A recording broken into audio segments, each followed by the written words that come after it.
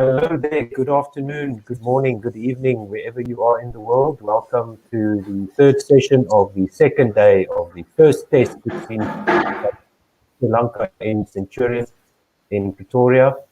I'm joined by AB and Dave. How are you guys doing? Good. Can't complain, thank you. Unfortunately, I left comms and Aiden Markham got out, so, what can we do? I'm here to take wickets, AB. I'm not here to favor specific cricketers over another. It's just wicket. I don't know. I took 3 sticks yesterday, and I left commentary, and you guys took, barely any after that. You just conceded runs. Shocking.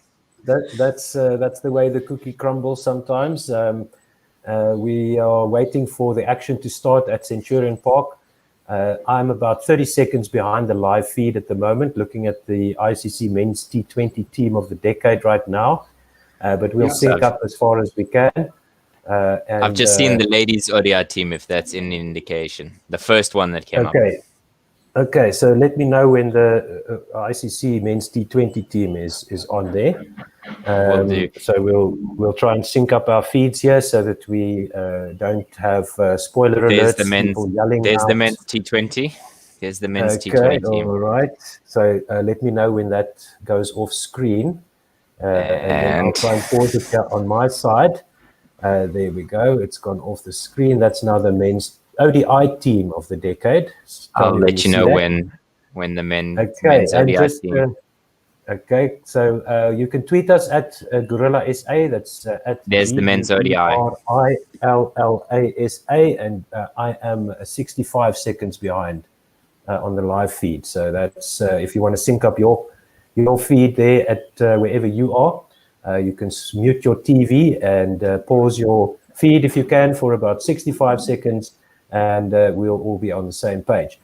So 1 wicket in that session. Apparently, it was a loose shot by Aiden Markham. Obviously, I didn't see it because I went to the shops. What did you guys think about his dismissal? Was it a loose shot, or was he trying to put pressure on? He was playing a couple of loose shots before. He was just getting a bit too relaxed, and that was full and wide, and he didn't really need to be playing at that. And that's a classic Aiden Markham dismissal where he gets out on shots he doesn't need to be playing at. But it was good to see that, he scored about 68 runs. So he's in good nick. And I think maybe he's just giving his mates another chance to bat for everyone to get some batting form. So step number next for our openers would be to do that against Australia. If they can. Well, if we ever get to play Australia, that would be nice in a test match. If we can play. Aren't they coming here? For ODI. I hope so. Okay. So no test matches in the Australia series? No, we don't get test matches, Otto. Oh, yes, I forget. I keep forgetting. Okay. While we're waiting for play to start. Like England or India.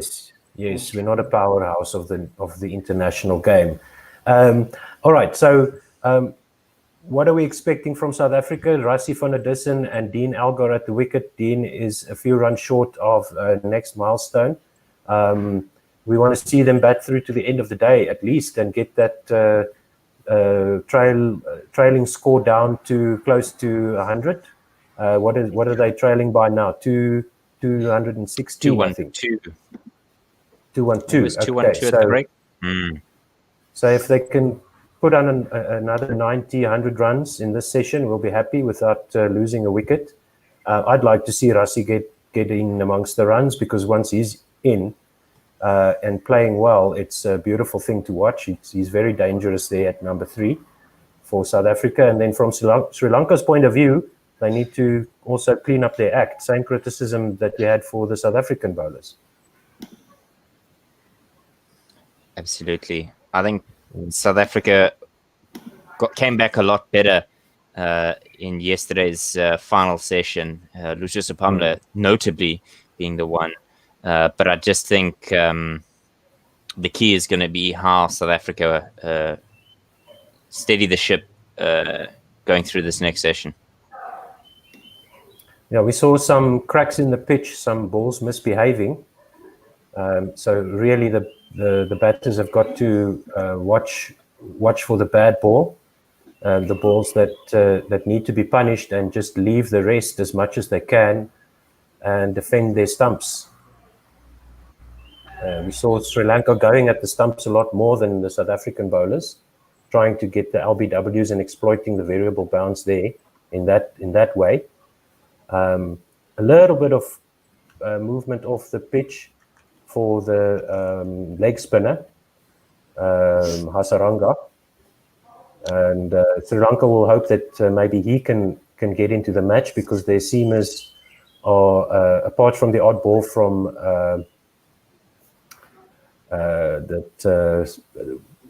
what is his name? Kumara.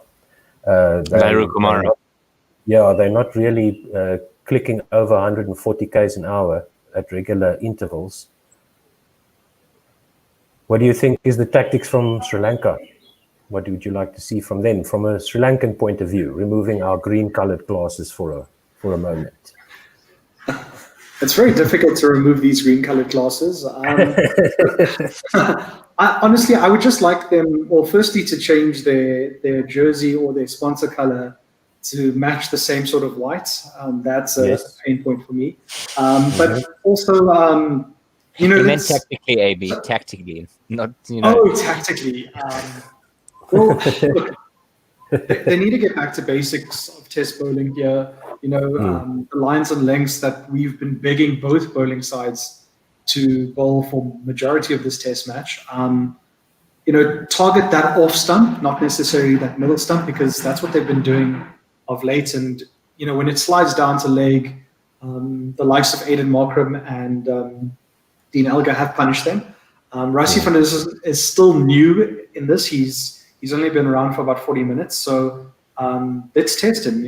You've got to take advantage of that new batsman. You could have Donald Bradman or Sachin Tendulkar coming to the crease brand new, but they're still fresh. So try and push pressure on them. Kumara needs to bring the pace, because he's the only one who kind of has it. So let's see what Sri Lanka can do in this last 2.5 hours of play. I think pressure is going to be key for both teams. I think for South Africa, it's creating scoreboard pressure where Sri Lanka feel like, okay, wow, this game is shifting a lot quicker to them than it is than we would like. But for Sri Lanka, bowling like AB said, consistent line and length creates pressure, whether you like it or not. It does it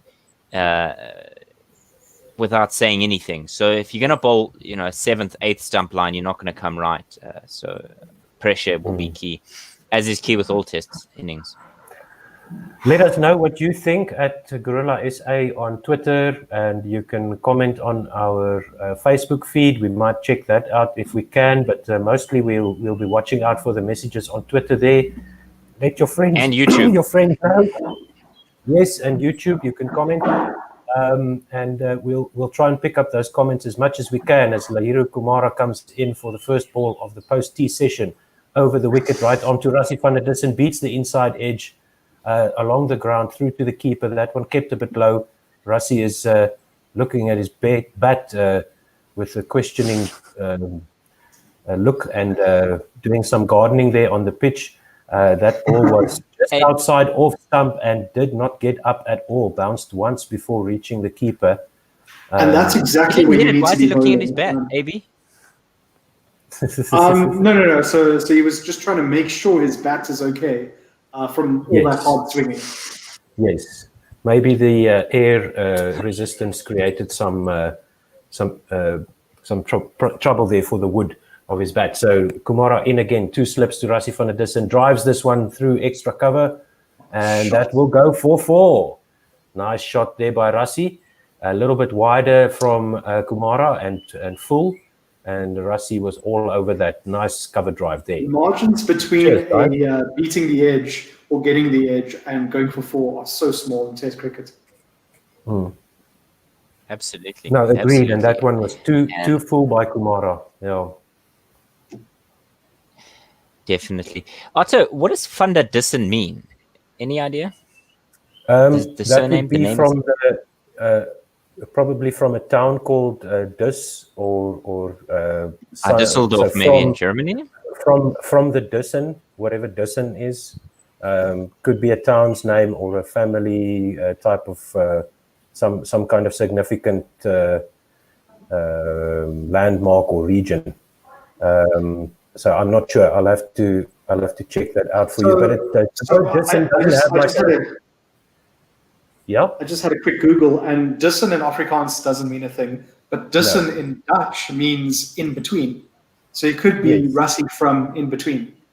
Yes, so coming from a certain region, in between two other significant regions. Yeah. There is a town in the Netherlands. I've also done a bit of a Google. Dussen is a town in the Netherlands from the in-between place.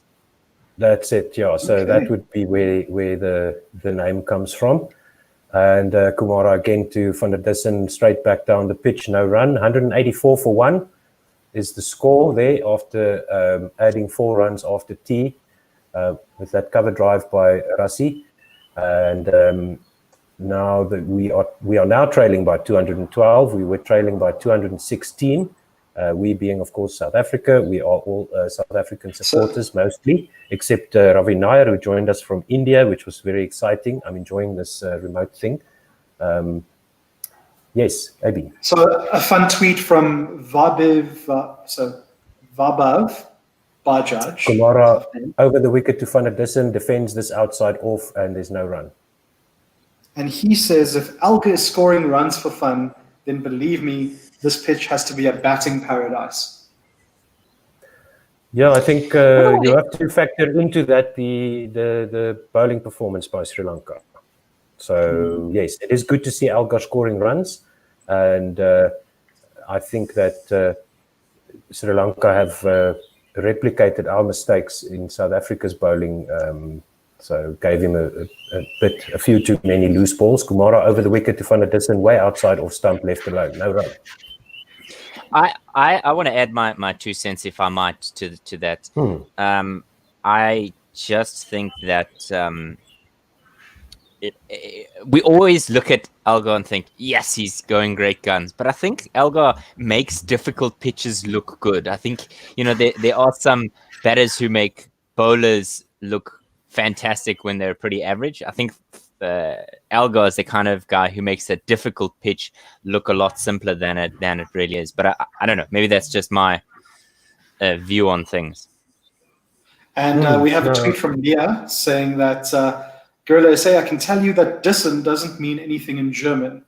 And she quoted her source or cited her source as she's a native speaker. So danke schön, Leah. We appreciate German. I'm learning German slowly but surely. Any intention behind it? Tammy has a German passport, so to her German family. So if I need to get citizenship in Germany, I need to speak Deutsch. Okay, so Tanaka around the wicket to Algar, defended out to extra cover. There's no run. The only thing you need to learn, AB, is ich spreche keine Deutsch, bitte English sprechen. There you go. And I'm Bier Dussen. I'm Pils better. Depends on where you are in Germany. The part that I visited was the Pils, the southern region where the Pilsner was the regional beer. So it was eine Pils bitter. So Shanaka around the wicket to Algar, defends this out to extra cover, and there is no run. Still 184 for 1. I see AB's got, he's also drinking the official drink of Guerilla Cricket South Africa, Amanzi water. Amanzi. I mean, I was going to have a beer when Aiden scored 100. You're going to give up liquor for the rest of your life, friend. Not today, AB. You're going to have to wait to Shanaka. He's on 86 of 114. This one on the leg stump, going across the legs and helped on its way down to fine leg. Thank you very much, says Algar. He moves on to 90. South Africa will move on to 188. No, Algar is now on 86. I think the only way you're going to learn is the score to update. But leg buys. Was it leg buys? Leg buys, indeed.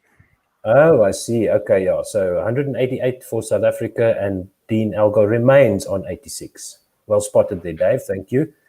And Shanaka's line around the stumps. If he's going to come around the stumps, he's got to pitch it outside off stump, trying to hit off and middle, and then just keep it in the same spot.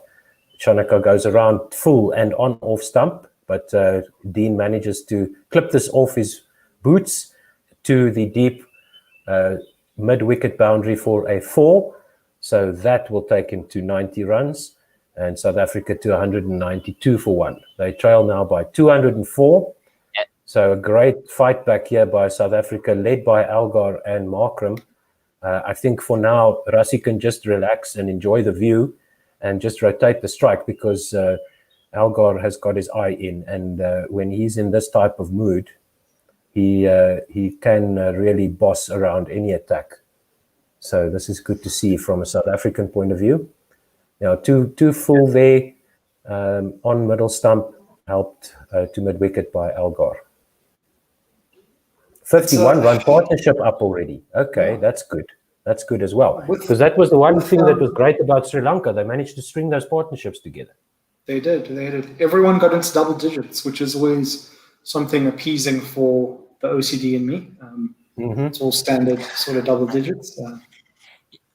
Wonderful. At the end of this over, I'll give you a bit of an update on what's going on in Australia and New Zealand.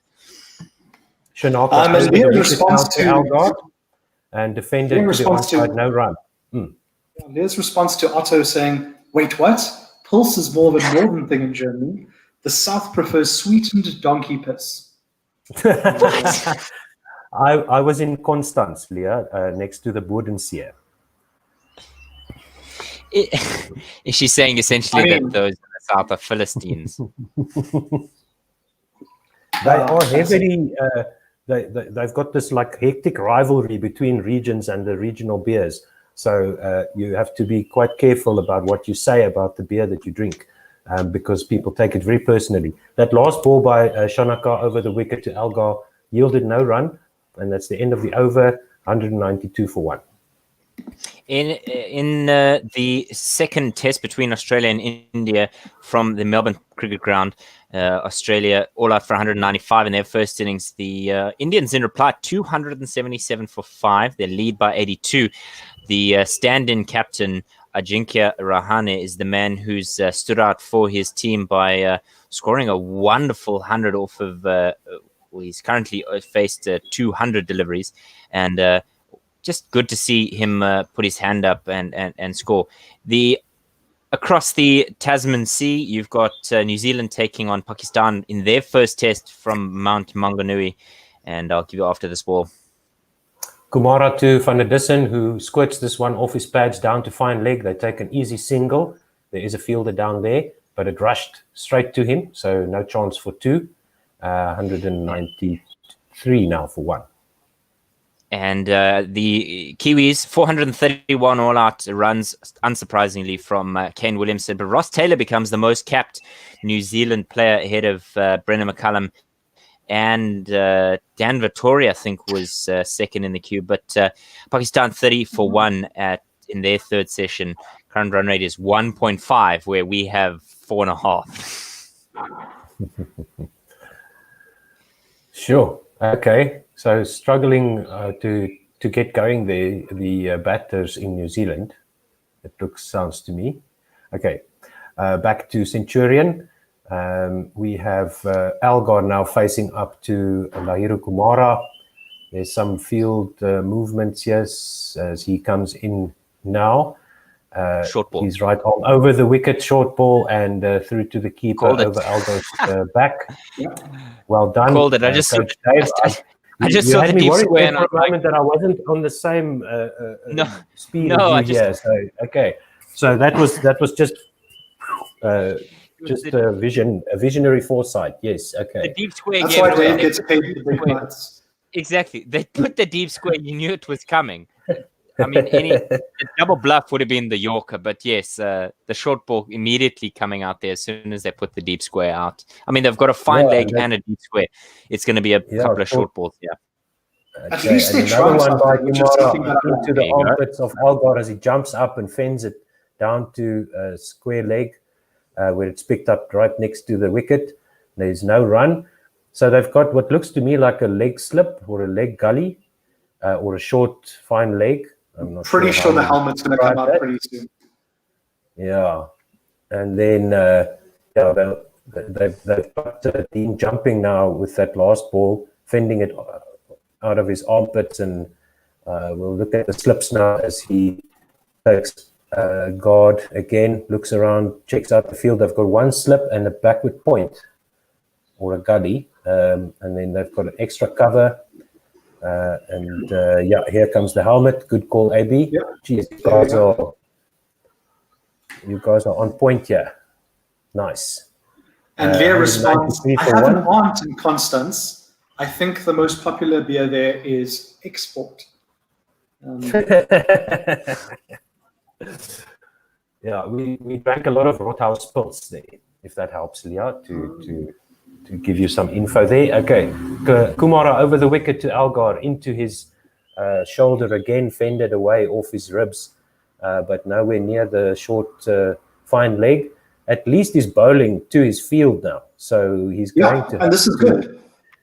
He's taking the fight to Algar, or Sri Lanka. So this is great to see. They just need to, and this is something where you can add pressure. You're making something happen, or you're forcing something to happen, which is fine. It may not work, but it's fine. Yeah, the plan is quite clear. So Dean is thoughtfully staring down at the pitch. Kumara comes in again. Dean is ready, chops this off his hips in front of his leg stump, down to fine leg, who gets this just in time. Was that a 4? I think he's buffed that. Fielder misfielded that and was scrambling around. Yeah, because he stopped was there. phased. Yeah. Let's see, that's a 4. I would not be happy with that. Yeah. 197 for 1. So sloppy fielding there at fine leg. A good shot by Algar. He got on top of it.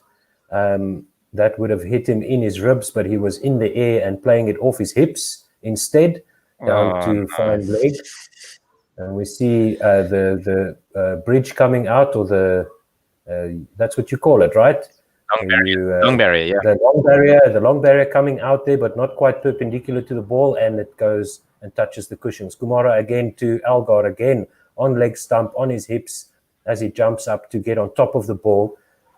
So good counter tactics here by Algar. He's jumping up to try and get on top of the ball so that it doesn't squirt up in the air when he plays it, with the short fine leg just in front of square, right next to him. So getting that ball to go down into the ground before fine leg fumbled it a bit. Fantastic bit of fielding there from short leg. It's incredible. Yeah, Dean is countering the tactics here by getting off the ground. So that's also good to see. Good work in the field there by short fine leg just to stop the single or the 2. And 197 for 1. The lead for Sri Lanka is under 200, 199 now. So great fight back here by South Africa after being pummeled by Sri Lanka for 4 sessions, just about 4 sessions, 3.5 sessions. That's good to see. So an interesting tweet here from Teddy Rodskins. He says, something interesting that Mulder mentioned yesterday was to understand your role in the team and in a particular circumstance. This is crucial if our young test side, being the Proteas, are to be successful. Yeah, I always think about, okay, here we go, Shonaka to Rassie van der Dussen, forward defensive by Rassie, and the ball once again misbehaving off the pitch. Let's just see which end he's bowling from here. Shonaka getting that ball to misbehave outside off. Yeah. It looks that way. Yeah, we'll just confirm that for you. And it hits a crack. It stays down and it beats the outside edge of Rassie van der Dussen, but it does carry this time. Let's have a closer look here where it actually pitches. They don't show us that, but beats the outside edge and does carry through to the keeper. Yes, he's from the pavilion end to Rassie. This one on middle and leg. Defended to mid-on, and there's no run. 197 for 1 is still the score. Shanaka has conceded 37 runs so far, and I think this is his 8th over, right? You guys must just help me with the quick info stats here, because I'm keeping everything else closed to keep This my is his speed. 10th over. Yeah. 10th His over. 10th Okay, over. so there you go. Absolutely. And 37 runs so far in 10. Shanaka in again to Van der Dussen outside off left on line. Jags a little bit back, and the keeper takes it on the leg side of the stumps, but there is no run, and it was quite far away. It moved a lot off the pitch, but it was full enough and wide enough when it pitched to allow Rassie to leave it. So it went through any at about youngsters fourth stump. or avid cricketers who want to know why is it important to line your chin up with off stump, we'll just see it after this next delivery from Shanaka to Van der Dussen. I'll tell you why.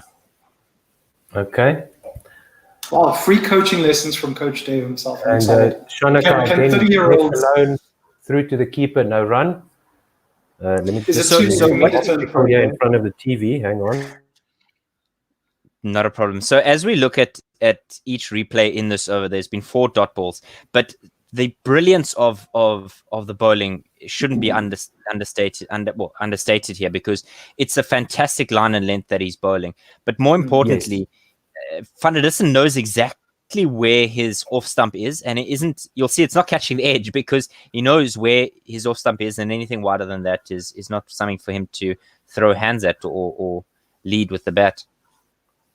Yeah, good defensive shot there again by Van der Dussen. Sorry, that last delivery, I missed the detail there. He was beaten on the outside edge, but playing inside the line, well inside the line, waiting for the ball to come to him, but defending his off stump and not reaching out to the ball outside that line. Oh my word! Into Van der Dussen again, and he drives this one to mid on where it's fielded, and there's a misfield. They get a single at least. Are they coming back for the second? Yes, they are indeed. Misfield by the man at mid-on there. For Sri Lanka, that's Kumara. Yes, he was. And after 4 dot balls in an over where you've applied pressure, that is unacceptable. Yeah, that is absolutely a travesty. Yeah, from Sri Lanka's point of view, you would have liked to see that ball coming back into the keeper's gloves. Instead, it had to be retrieved halfway to the boundary, and they go through for 2. So the score is up to 199 for 1. Rassie van der Dussen, 15 of 39. Dean Algar, 94 of 123.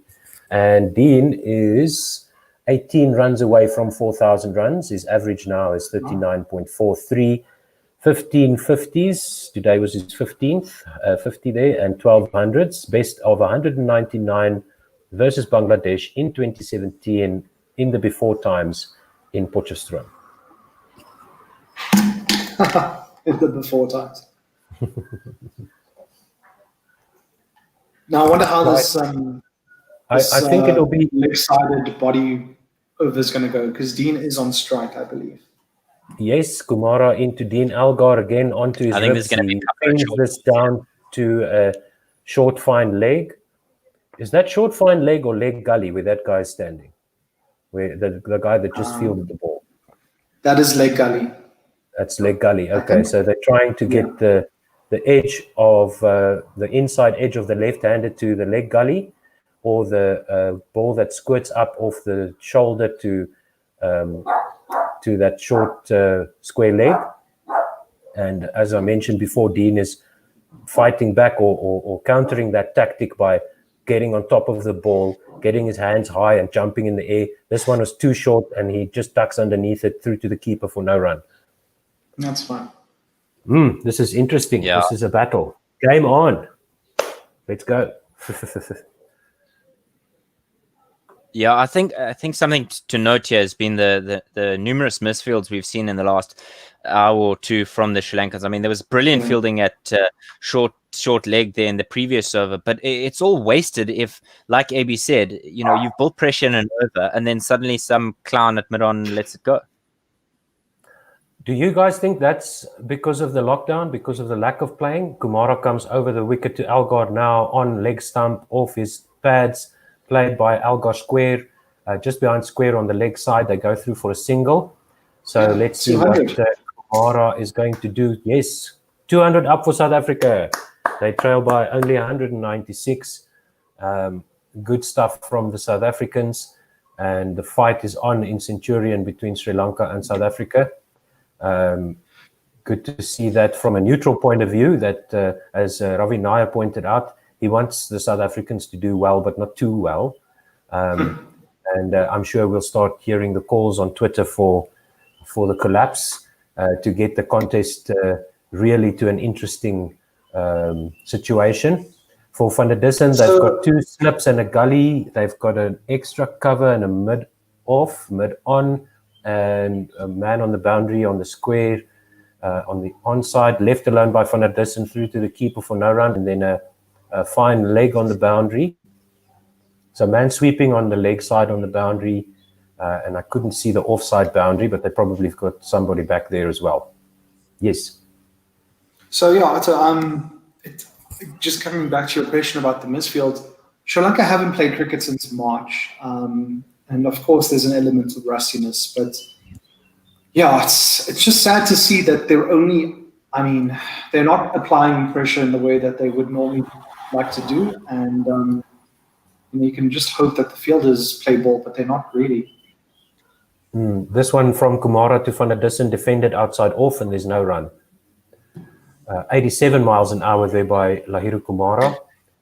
200 for 1 is the score. Dean Elgar on 95 off 126, and Rassie van der Dussen 15 or 40. So I think Rassie is just there to support Elgar at this point. Elgar is thoughtfully staring down at the ground, looks calm. Kumara over the wicket. Rassie van der Dussen gets the outside edge, does he? Is that yes, he does. Yes, it is. Rassie van der Dussen outside edge to the keeper, to Dikwela, bowled by Kumara, caught by Dikwela, behind the stumps, 202. He's looking back, wishing for a no ball is Rassie as he's walking off, and we'll soon see the signal coming through if that is the case, but I doubt it. Kumara has been quite disciplined. Yeah, so just on that nagging length, what we've been asking the bowlers to do from both teams. Good wicket there for Sri Lanka. I think Rassie will be a bit disappointed in that. So he didn't really have to play at it. It was at that 4th or 5th line. Just seeing a replay of it now. Yeah, he didn't have to play at that at all. It was not threatening his stumps, and good wickets. Commentator's curse, because I was praising him for his sensibility and just not hanging his bat out there. And what does he do? First chance he does get to hang his bat out there, he definitely does. Just having a look here, he's batting quite deep. It was a forward defensive with his bat next to his pad, in his defense. But look how far across his stumps he is. He didn't need to do that. Yeah, he was. But you see how deep he's batting there. He's batting right in the back of his crease. His front foot is barely outside there, and Lahiru Kumara is very excited for that. Francois du Plessis. Yeah, and well, he should be. So Rassie van der Dussen, 15 or 42 balls caught behind by Dikwela and bowled by Lahiru Kumara, who now has 11 overs, 1 for 48. And Elgar will be on strike in the start of the next over, and ex-captain Faf du Plessis is to the crease. 66 surprisingly wearing a shirt. Innings. Yes, thank goodness he's wearing a shirt. 3,901 runs, 39.8 average, 21 50s, 900s, and a best of 137 versus New Zealand in 2013 in Port Elizabeth in South Africa. Let's see what Faf looks like after that break and all those exercises that he's been doing and complaining about T-shirts. It looks like some of the batsmen have opted out of the armband, probably for comfort and movement sake, I would imagine. Apologies for the dogs in the background. This one to Elgar, across in from Shanaka over the wicket, no run.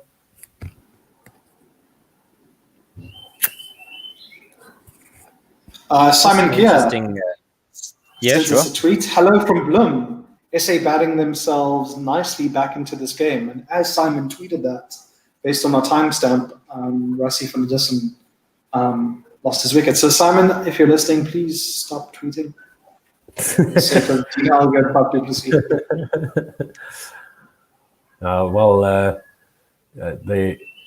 The superstitions are interesting sometimes, but I think Rassie was being set up by that one by Shanaka and Kumara. Shanaka now Algar, who blocks this down just to cover, and there's no run. Brought his bat down quickly, the ball across him, so he's playing with his bat a little bit away from his body to get in line, to get his bat in line to that line that goes across him. He must just be careful that he also doesn't feed the slips there. 200 for 2 is the score. And we are in number, I'll tell you now, as soon as they show me, I don't know, the score can't get with me. Algar facing up to Shanaka, across him, outside off stump, pitches well outside off stump and left alone, 120 kilometers per hour, 79 miles per hour. They need to just calm down. The runs will come. The Sri Lankans have tightened their bowling just like we saw from South Africa yesterday.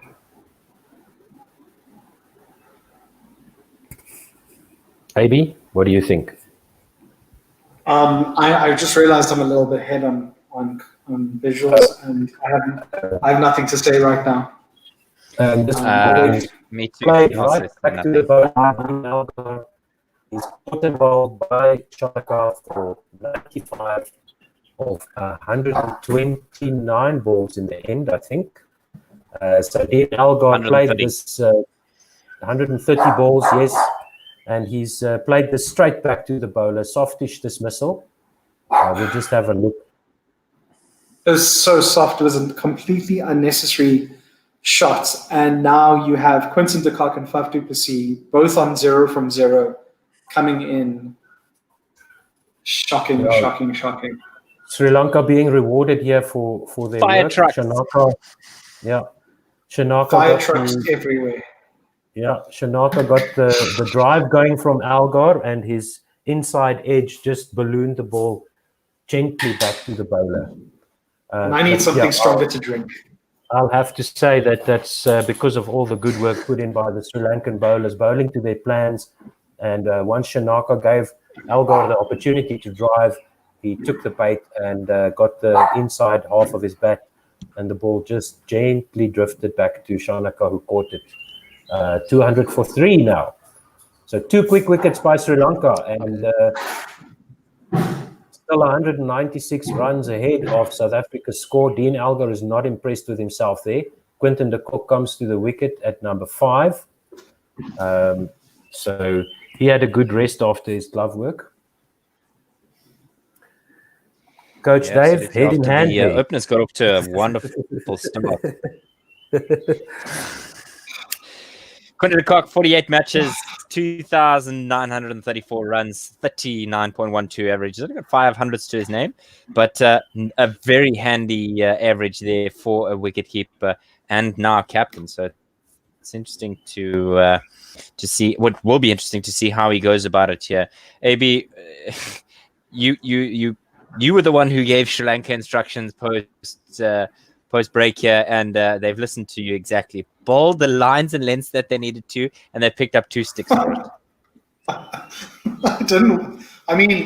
tweeted someone yesterday saying that we'll try not to be too Protea biased, and this is what I get. This is what I get for being a nice guy. And you over the wicket too. Done a wonderful job of it. And he clips this from outside off down to the deep mid-wicket boundary where it is just about walled in there. Let's see who that that's some is. good fielding if he didn't touch the ropes. That's some really good fielding. No, it's definitely saved 2 runs there. Well done. The Kock is 3. No, they ran 3. So he saved 1 run. Okay, so nice wonderful work fielding. Yeah, running in the ball from way away from gently strolling ball down to deep mid-wicket, and just in time got that ball back from the edge of the boundary rope to save the 1. So good work there in the field by Sri Lanka. Well, look, we all know Quinton de Kock only knows how to play cricket in one way, so this is at least exciting. Faf du Plessis is going to stick around and score at a run rate of maybe about 8 runs per 100 Every balls. hour. So that's yeah. Shanaka to du Plessis now facing his first ball blocked to extra cover, and there is no run. 203 for 3. The Kok is on 3 off 1, and Faf du Plessis naught off 1. So who's captain in this scenario? Because Quinton didn't speak a lot in the field. Faf is technically the more senior batsman. What's happening? I think they both just need to concentrate on their batting at the moment. Okay. That's fair. Just having a look at that soft dismissal there of Dean Elgar. It's just so frustrating when you get so close and then you chuck it away with essentially a brain fart. Yeah, just so I have a weak drive. A very fun fact for you all. That was Dean Elgar's first score in the 90s in his 63 test matches. Oh, yes. So he must be really cheesed, having survived a few times in that scenario and gotten onto the 100. That must be... He's not going to be a happy camper for the rest of the day. So obviously this guy scored 199. Yeah, job done for Elgar, I would say. Pity he couldn't get the 100, but job done.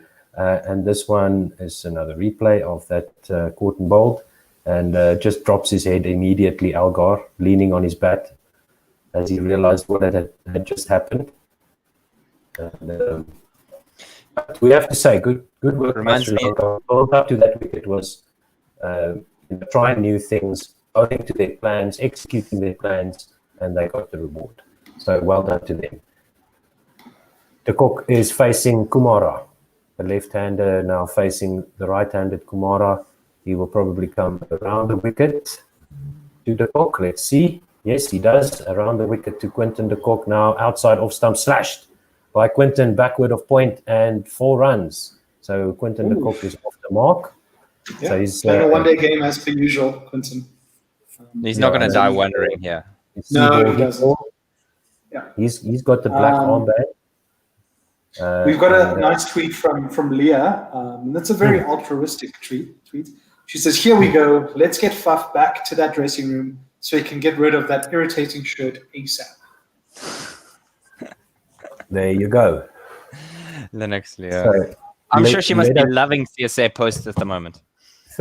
Kumara around the wicket. Quinton de Kock defended on off stump, and there's no run out to the covers. No run. 207 for 3.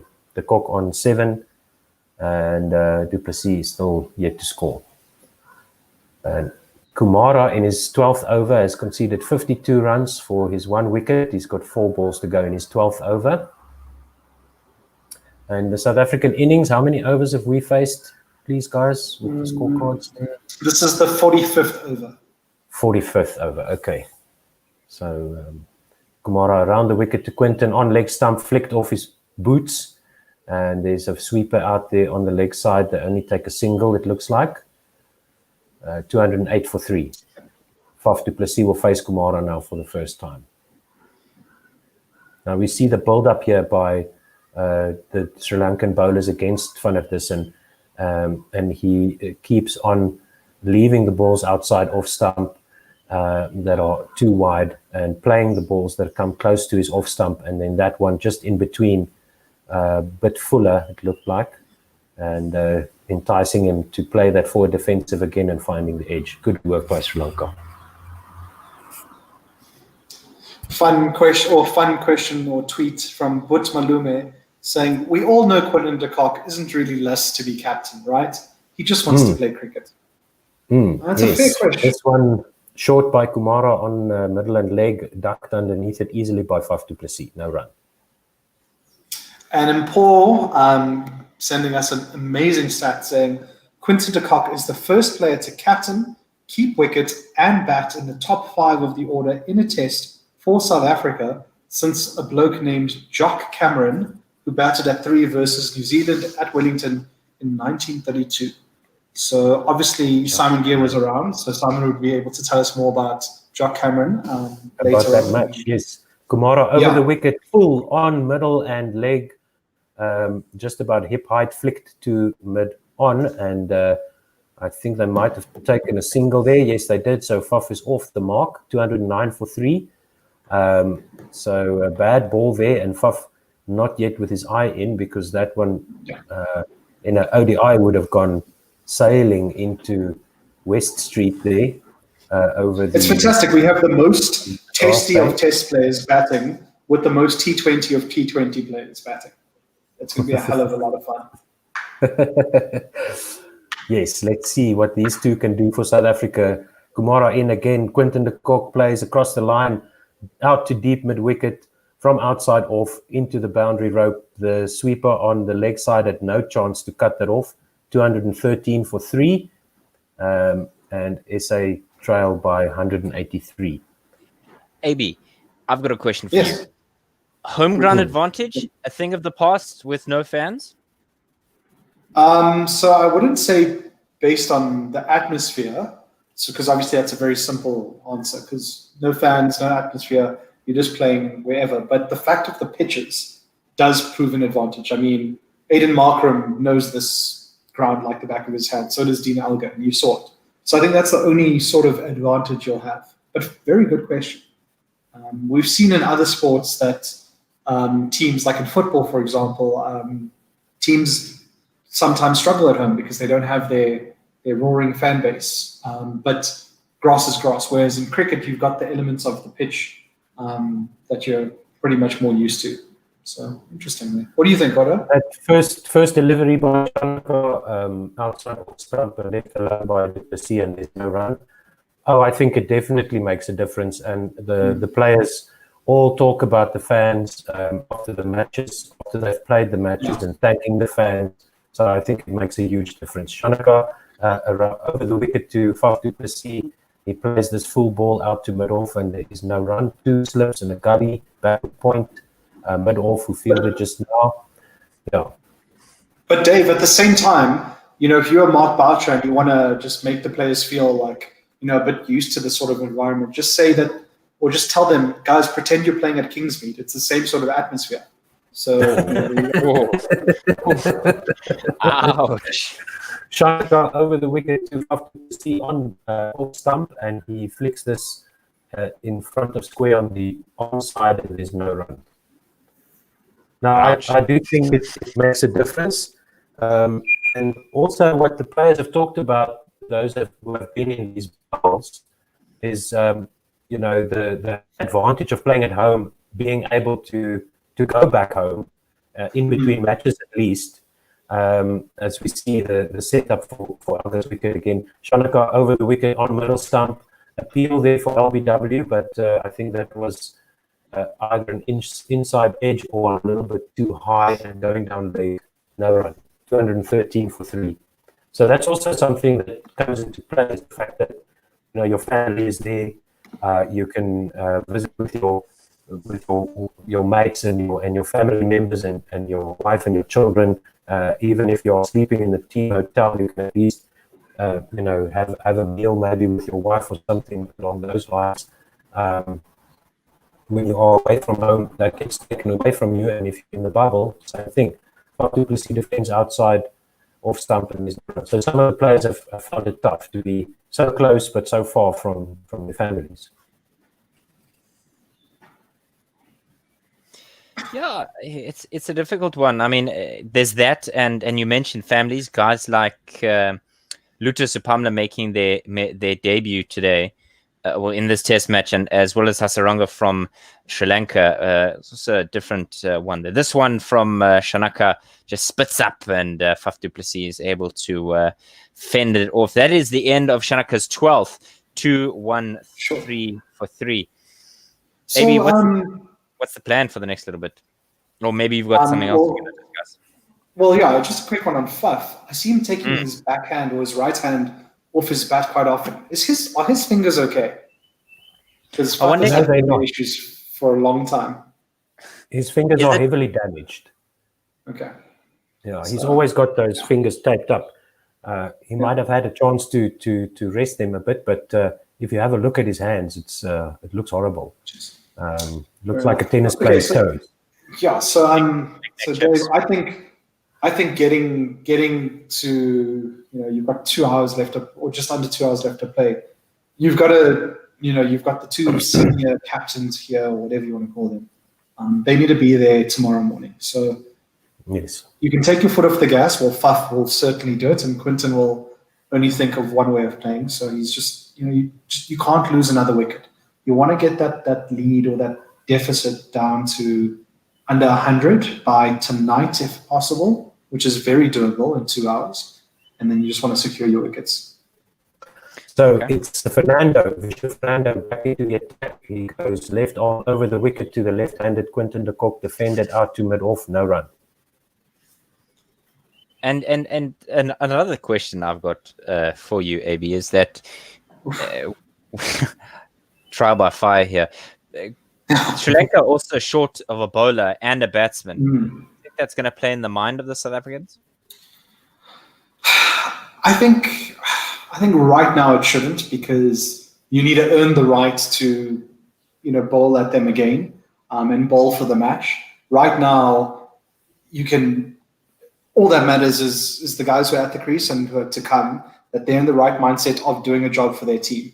And then once you're out on the field again with hopefully a 100 or 200 run lead, if you're a South African fan, then you can start talking amongst, the fielders, saying they don't have enough batsmen, they don't have enough bowlers, and getting that into the minds of the Sri Lankans. It's like when you're playing against 10 men in football, very similar sort of thing. You can't go and go fully out and be all out attack, because you can go and concede on the counter. And we saw that last night in the Villa. Who did Villa play? Palace game. Yeah. Villa were a man down and a goal up, and they went and scored 2 more goals. Didn't phase them because Palace didn't use it correctly. Interesting question there, Dave. Yeah, so Fernando there conceded a single to de Kock and another one to Faf du Plessis there. 215 now for 3. No, I think that last one was no run, so he's going to be bowling to Quinton de Kock, so they took a single there. 215 for 3 by 181. Run rate down to 4.62 for South Africa in this innings. After Markram departed, the scoring rate went down, and the Sri Lankans really clamped down on their disciplines here. Fernando over the wicket to Quinton de Kock, short on the leg stump, and he whacks this with a nice looking pull shot to find leg for 4. 219 for 3. It's as if Quinton de Kock can hear us talk about scoring rate. Quinton, we said before the end of the day, not before the end of the hour. There's just 10 minutes to go in this in the second last hour of play today. Yeah, but that was a bad. We don't need 83 runs before the end of the hour. Needed to go. It was short. It was outside leg stump, and he just helped it on its way down to the boundary. It was an extravagant shot, but a nice connection down to fine leg. Fernando over the wicket. Quinton leaves this one well alone outside off stump. Good to see that as well. So he's also just concentrating on his batting, getting to as close as they can to the 400 mark. Because with your comments there, Dave, about the injuries, I think the coaches can worry about that. The players need to execute now, get the runs on the board, see if we can maybe from this position. I'll be a little bit disappointed if we don't get a 40 or a 50 run lead. Fernando over the wicket to Quinton de Kock, outside off, past his pads to square leg, and they'll go for a single. Well, once Anrich Nortje gets to the crease, you can expect a solid, 60, 70 from him. So you got to add that to whatever else is. Yeah, well, remember, we haven't played cricket for that long, so you've got to take that into account. You won't be. Yeah, so somebody mentioned that. Yeah, somebody mentioned that yesterday, that we do have quite a short tail in this team because of Vian Mulder, and Nortje can bat a little bit. He's a decent night watchman and an above average tail ender, I would say. He can bat. So it's just Sipamla and Gidi, Sipamla's on debut, but I do recall he's also not that bad with the bat in hand. He's not a complete 11. He'll be 11 today because he's on debut, but maybe he'll go up the order towards past Ngidi. What do you think, Dave? Zipamla batting? What does he do with the bat? He holds the cricket bat and he hits the ball, and he runs to the other end. Okay. He does that. So I suppose if you call that batting. Okay, so but he's not like a Tahir or a and we've got of course Maharaj. Yeah. Oh, this one leg spinner and catch by first slip outside edges. Quinton plays through the line or tries to play with the line of the delivery and catches the outside edge. So that looks like it might have been a straight one or a wrong one by the leg spinner and caught at first slip. So obviously the leg spinner back into the attack. Nice, wonderful bit of leg spin bowling. Absolutely wonderful bit of leg spin bowling. He squared up the South African captain, and he's just stood there and didn't do much with it. He's been now out court. Well, so just letting the ball go. Yeah, just bowling the ball towards first slip, letting it go through with the line, no turn, and Quinton playing for the turn, coming into him, getting the outside edge to first slip. Good bowling, Hasaranga. 220 for 4. Big smile there from Mickey Arthur, the Sri Lankan captain. Nice chuckle there by Mickey Arthur. That's a good show here by Sri Lanka in this third session today. And now Temba to the crease, and he and Faf will need to see out the rest of the day. Otherwise, we might have to give the day to Sri Lanka, and they'll be in an extremely strong position going into tomorrow morning if they can get another 2 wickets. I think they're ahead here. They've definitely pulled ahead now. They've definitely pulled ahead. They're ahead. Yeah. With the 3 wickets, I think they've just creeped ahead. Let's Mpos asked us to stop taking wickets. Let's see what Temba can do for us here. 41 matches, average of 30.7. If he can get to his average, that'll be great. Best of 102 versus England. Never forget that match. That was one of the best moments in South African cricket history. Yeah. Becoming the first black African cricketer to score 100 on African soil. You're going to overhype him. He's going to be out first ball. Well, let's see. You know a lot about being out first ball, don't you? Absolutely. Hasaranga to Bavuma, the Chris Martin of down the pitch. And he's fielded there by Hasaranga, no run. Now let's see what the lockdown has done for Temba's form, because he also owes us some runs, and we know what he's capable of. Hasaranga played out to mid off by Quinton, by Temba Bavuma, excuse me, and 221 for 4 as they take a single there. So we look at the Quinton de Kock dismissal. Yes, he played for the turn coming in, and it didn't turn. It just took the back of the bat, the outside edge, quite high up on the bat. Ravi Reddy, Ravi Reddy tweeting us saying that Temba and Faf are going to turn this around for us. Hasaranga into Faf du Plessis, booming cover drive there, and it misfield deflected to his teammate there, Shananga. And he gets the ball back. They go through for 2, and du Plessis retains the strike. 223 for 4. We go by 173 to South Africa. 2 full there by Hasaranga. The drive straight to the man at extra cover, deflects it down to mid off. Hasaranga in again to Faf du Plessis now, as he takes guard there. Does Faf. One slip and short square leg. He flicks this out to mid wicket, no run. 223 for 4. Mpos telling us that CricViz has South Africa at 57%. That's dropped from 60 odd earlier. So these 3 quick wickets here, game changer. I'm not sure about that. Hasaranga's first test wicket. Fun fact. Oh, okay. Well done to him. He comes in again now to Faf du Plessis. Is at the top of his mark, running in. And this one on off stump, coming forward and defending that into the pitch. End of the over, 223 for 4. Nice fight back Sri Lanka, just as it looked steady as she goes for South Africa, with Algar and Van der Dussen at the wicket. And Algar looking good. The Sri Lankans implemented some new plans and they got the breakthrough, and one wicket brought the second and the second brought the third. So well done to them. 223 for 4. Game on. 48 Projected overs total for South Africa is actually 345 at the moment, with these two at the crease. This is again according to Crickviz.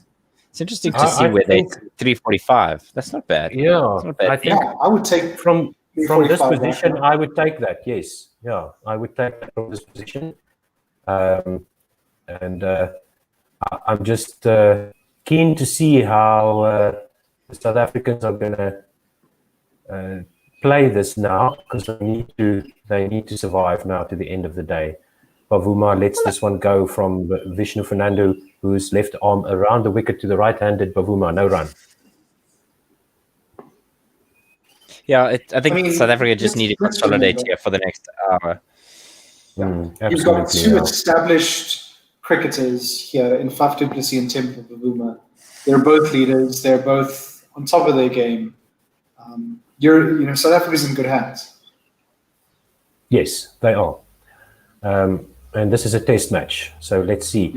Fernando around the wicket to Bavuma. He cuts this off his back foot wide and short and 4 by Temba Bavuma. So good to see that he's punishing the bad balls. Fernando straying in his length and line there. He's got the 3 slips in. He needs to keep that ball close to the off stump if he's going to make his captain happy. A little bit too full and wide. Too short, too wide. Cut by Bavuma. I think Temba Bavuma's captain has no leg to stand on right now. He could have sent Bavuma ahead of him if he wanted to. Bavuma being the more conservative batsman. And probably what we needed after losing 2 quick wickets. Exactly. That one by Fernando into the off stump of Bavuma, defended, no run. Yeah. So, Quinton de Kock now, as captain, you have to see what he's scoring. And he scored 18 runs and he got out very cheaply with horrible technique. And that's something that can't happen. Absolutely. You got to take away your own. Into Bavuma, who leaves this ball, the left-hander coming around the wicket, the angle in. Bavuma confidently left that ball and it went past his off stump. No run through to the keeper. 227 for 4.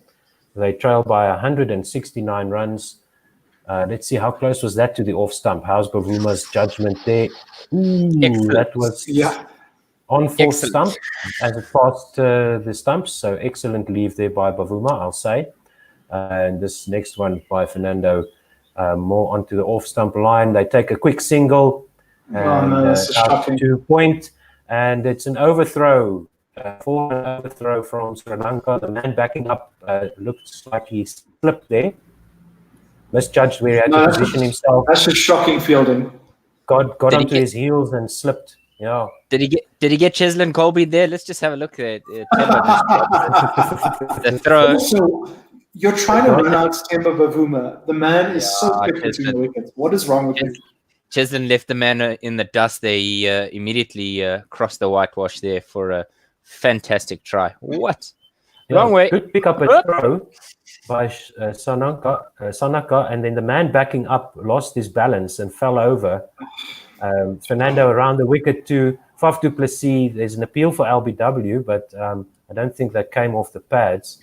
That was played out to the onside by Faf du Plessis. Let's see the umpire's signal. If it's a leg by, yes, he's signaling leg by. And is there a review? I don't think so, because it was going down leg, if you ask me. 233 for 4 at the end of that over. So that's the end of the 49th. Am I right? Yes, it's the end of the 49th over. Welcome. Okay. Yes, I'm back. Otto, thank you very much, my good friend. We shall see you tomorrow morning for Thank you, everybody. next. Yes, so I'm just coming on to try and make sure that we don't get a lot of drama, but if we do, it's going to be great for the viewers. So thank you very much, Otto. I'll see you on the other end. I think I've linked the stream to you guys, so I'll just carry on with ball by ball.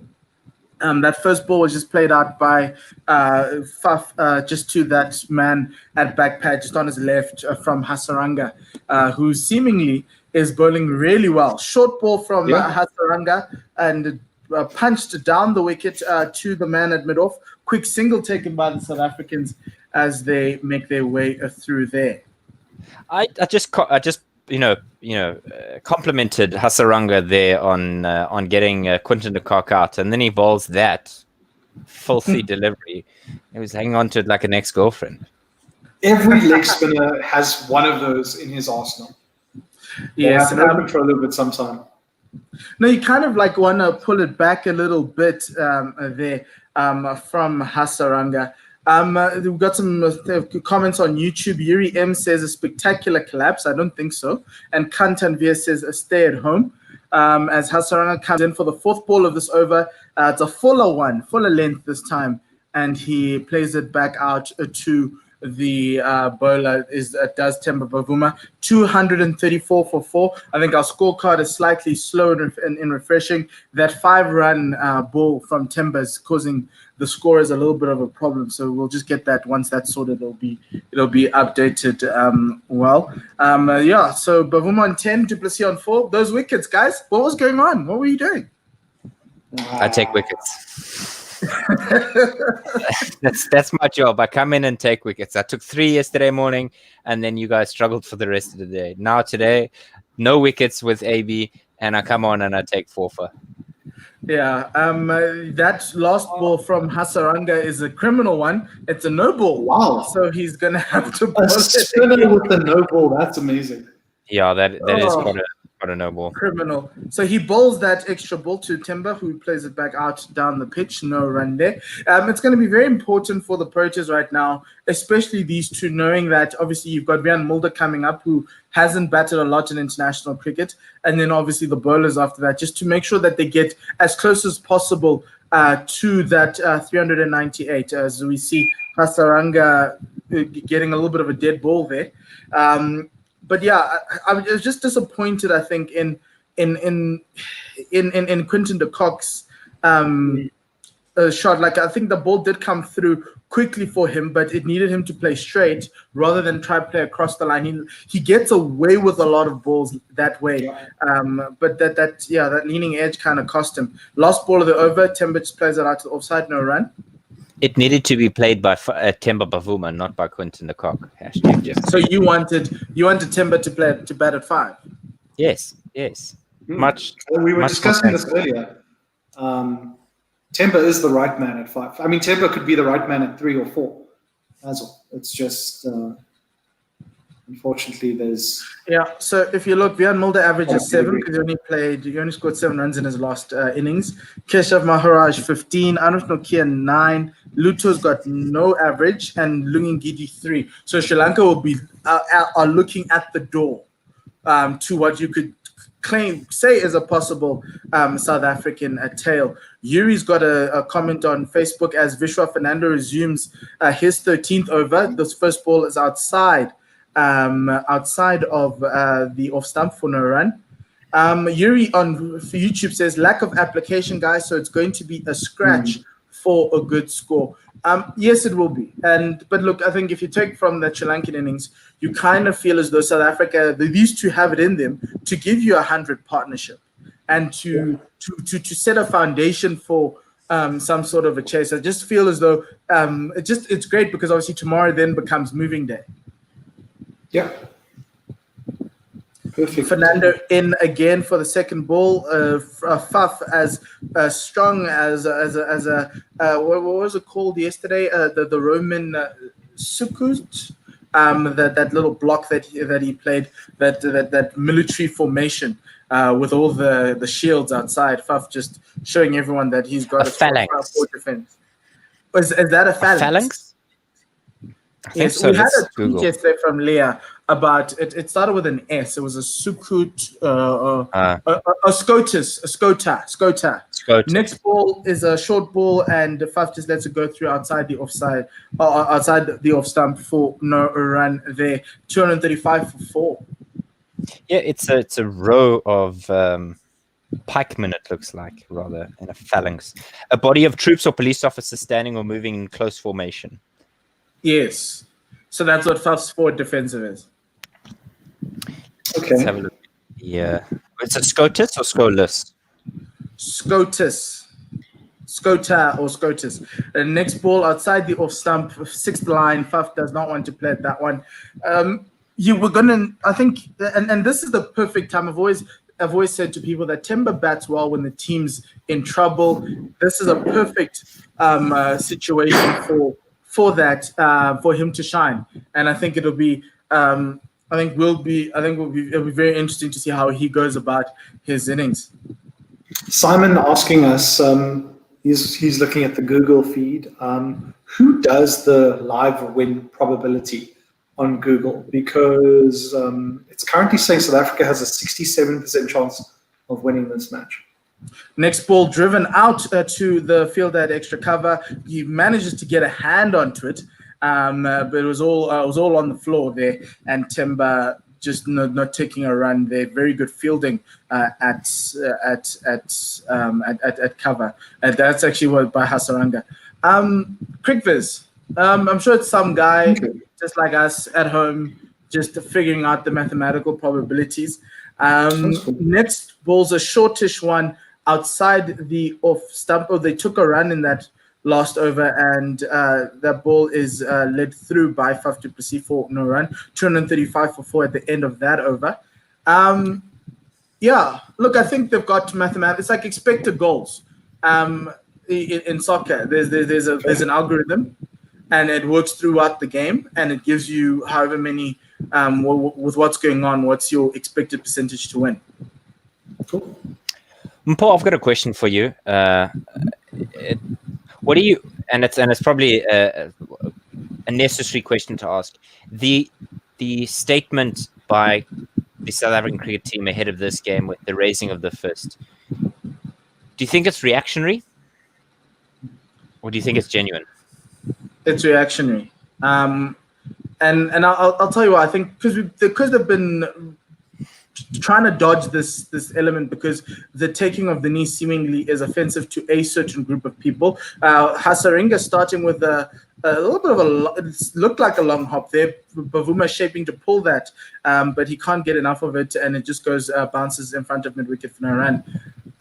Look, they didn't want to kneel, and they also didn't want to make a gesture at the beginning of the England series. So all of a sudden now they want to make a gesture, and the gesture is not a kneeling gesture, which is universal against racism. It's a fist in the air. I just kind of felt that they were trying to recreate the wheel. Next ball played out to the offside, no run. They were just recreating the wheel rather than necessarily just doing, like, it'd be okay, just take the knee. It's not going to hurt anyone. It isn't some sort of an offensive gesture, or just, yeah, I just felt that they were just being reactionary. Next ball with a little bit of drift there from Hasaranga into Temba, who just plays a forward defensive to that. I think this is the period where South Africa going to slow it down. Yeah, rightfully so, though. Just bring back that element of control. Hasaranga getting that lovely drift in, and the ball just turning off middle and straightening slightly into the right-handed Bavuma, who just comes forward with a forward defensive and plays it back down the crease. No run. And then last ball is a shorter length ball, died in front of Timber, who tried to slap that through a point, but he finds the fielder there. And it's another dot ball. It's a maiden over from Hasaranga, and South Africa 235 for 4, trailed by 161. Dave, I think I've answered I think most of your question in that over. I just felt that they were trying to recreate the wheel rather than just going with everyone else. You don't want to be that child who tries to be different just do what everyone else is doing. It's not going to hurt you. It's not going to be an issue. You're standing on the right side of history, rather than just saying, okay, we acknowledge it, but we're not going to do it the same way the world is doing it. Yeah. AB, is there something that Cricket South Africa could do that would genuinely make a difference to the public, to make them feel I think right now it's too late. Back at the what was that? 3T terrible cricket. They are, yeah. Back at 3T cricket, it should have just been, okay, cool, we didn't print the Black Lives Matter thing on the shirts. Let's get it printed by a different company. We'll do it last minute, fine. Cool. First ball of the over, Vishwa Fernando outside the off stump, no run. Because now everyone is scrutinizing Cricket South Africa, and it's like, we know you're not being sincere in this. We know you're reacting to public outcry, to whatever's being done in all sports. And if you look at nations around the world, they all adopted it without hesitation, without doubt, and that seemed sincere. Fernando getting the ball to tail in very nicely to Du Plessis, who plays a straight bat to that ball. He's honing in, getting the ball to tail in there, but it is a dot ball nonetheless. Look, they did mention that the raising of the fist is similar to John Carlos in the Olympic Games. I think that was in Mexico. Next ball played out from Fernando. Faf plays it out to the leg side, and they take a quick single, 236 for 4, similar to John Carlos. And then also to hold the whole Mandela situation when he came out of jail, he raised his fist in an Umkhonto Wesizwe. The funny part about that, and I'll talk about that after the next ball, as Timber looks to take guard here. South Africa trailed by 160. Timber's on 10 of 16. And Faf is on 5. I think Coach Dave is trying to get himself back into the stream. He is in as Timber just is facing up to the next ball. Vishwa Fernando getting it to tail in. He thinks he had something with a bit of an appeal, but umpire Maria Rasmus says that came off the bat there. A little bit of an inside edge onto the pad. And there is no drama for the South Africans. If you're thinking about it, the Sri Lankans are honing in. This is a moment where they're giving South Africa a lot of pressure. So the raised fist has always been an interesting part for in South African culture and history, because it's always been seen by the apartheid government as a communist thing. Even when South Africans used to raise their fists when the national anthem was being sung. This one played off the pads down to deep mid wicket. The South Africans are going to come through. I think they'll take a single there.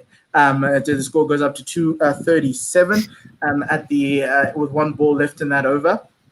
And so it was seen as when the Nkosi Sikelel was sung by the Umkhonto Wesizwe, the fighters used to raise their fists up as a sign of solidarity and togetherness. And so many white apartheid officials thought that was also a sign of communism. So that's why I was really surprised that Cricket SA went with that. This one straightening very nicely to Faf du Plessis from Vishwa Fernando. He's getting the ball, using that angle around the wicket, and the ball is straightening very nicely to the right-handers. And this time he misses Faf's bat. And that's the end of the over, and there will be drinks, and we can talk about that a lot. I think there's some tweets also coming in, AB. And so I think for me, that was the surprise, that they were willing to raise their fists, but they had a problem with taking a knee. And, we've understood that taking a knee, even with the 3T cricket, was offensive to certain quarters of the South African society who thought that this was a fascist thing that was happening around the world. But it was a protest against racism. So the whole point of moving from that one to one that reminds people of a time before South Africa didn't have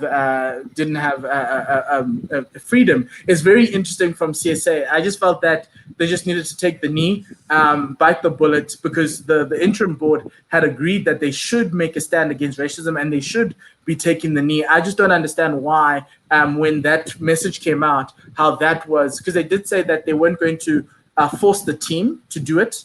I just don't get where the differences came in and how they ended up just raising a fist. It feels like it was a compromise. So some people didn't want to take the knee, but others wanted to, and then so raising the fist was an easier one. The interesting one that somebody tweeted yesterday was, if the South African players raised a fist during the national anthem, what would that have meant? Jeez.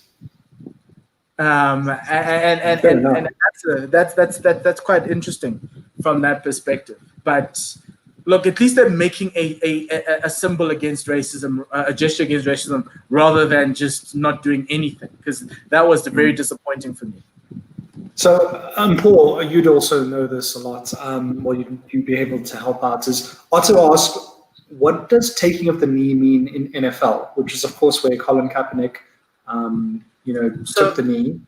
So when Colin Kaepernick took the knee in the NFL, he felt that the lives of Black people under the police brutality were not being given enough credence in the media, in society, because we all stand for the national anthem, or the Americans all stand for the national anthem, but certain sectors of the society, i.e. Black people, don't share the same rights and privileges as white people do in that society. And that's why that knee was taken.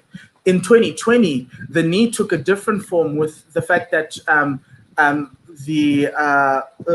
who's that American man who was killed by the police? George Floyd. Yeah. The police killed him by having his knee on his neck, and that was a symbol. That became a universal symbol against racism, and it was taken up by Black Lives Matter, which is also an anti-racism group. So that's where that knee came from, and it became a universal one because every Black person around the world kind of realized that actually in society, in the world society, Black people are second best. They are not necessarily, their rights aren't as necessarily as taken care of as certain other people in the world, and and that's why the knee kind of works now. Coach Dave, can you take ball by ball? Sure. I think we're all up with you. Yeah, and I think the NBA did that as well. They took the knee in the bubble this year for that, for Black Lives Matter, because it doesn't mean American Black Lives Matter, Black Lives Matter around the world. And that's why the West Indies also took the knee against England. Hasaranga starting his next over, full one, and Timber drives at it, but doesn't get anything for it. Yeah, it's a difficult one. Well, it shouldn't be that difficult. Hasaranga this time catches the edge of Temba Bavuma, beats first slip on his right hand. That'll race away to the third man boundary. Finally for a bit of respite. 37 forwards now for South Africa in this innings. 2:41-4. It should seem like a spin right now. It should seem like a simple answer, but I think Cricket South Africa have complicated it, and I think it's easy for things like this to go back and forth, up and down, yes and no, when you don't have a board. Yeah. When no one's in charge, no one can direct things, and especially with things that aren't directly cricket related. If you know what I'm saying, it's not selection but issue. Even at that board level with the interim board, there were some people. There was some you kind of got a sense that there may have been some questioning around whether the team should be allowed to make the gesture or we should just leave them. But they are representing South Africa. And with again, and past, just defended no run. And with our past, I think you should be making that gesture because we do believe in non-racialism. So that's the best place to start. Temba Bavuma has got 2 balls left in this over from Hasaranga. This one is in, and he's just defended that. And they think about a run, get halfway, and say, "No, thanks, lad." Dot ball there. You see, it should be an easy decision, but it's somehow complicated unnecessarily. I don't know if the board is to be the one to do it. But this one is smashed by Themba Bavuma. It's a long hop from Hasaranga, and he absolutely thumped that to the boundary. End of the 14th for Hasaranga. South Africa only trail now by 151 runs. More of that. And this is why we should have had Themba come in at 5, because not only can he play a bit more conservatively, but he knows when to attack when you get that absolutely horrible ball. I think maybe I disagree with you there. I think at 6, Themba's perfect for this role. I just think at 5, we needed someone to still tick the run rate over.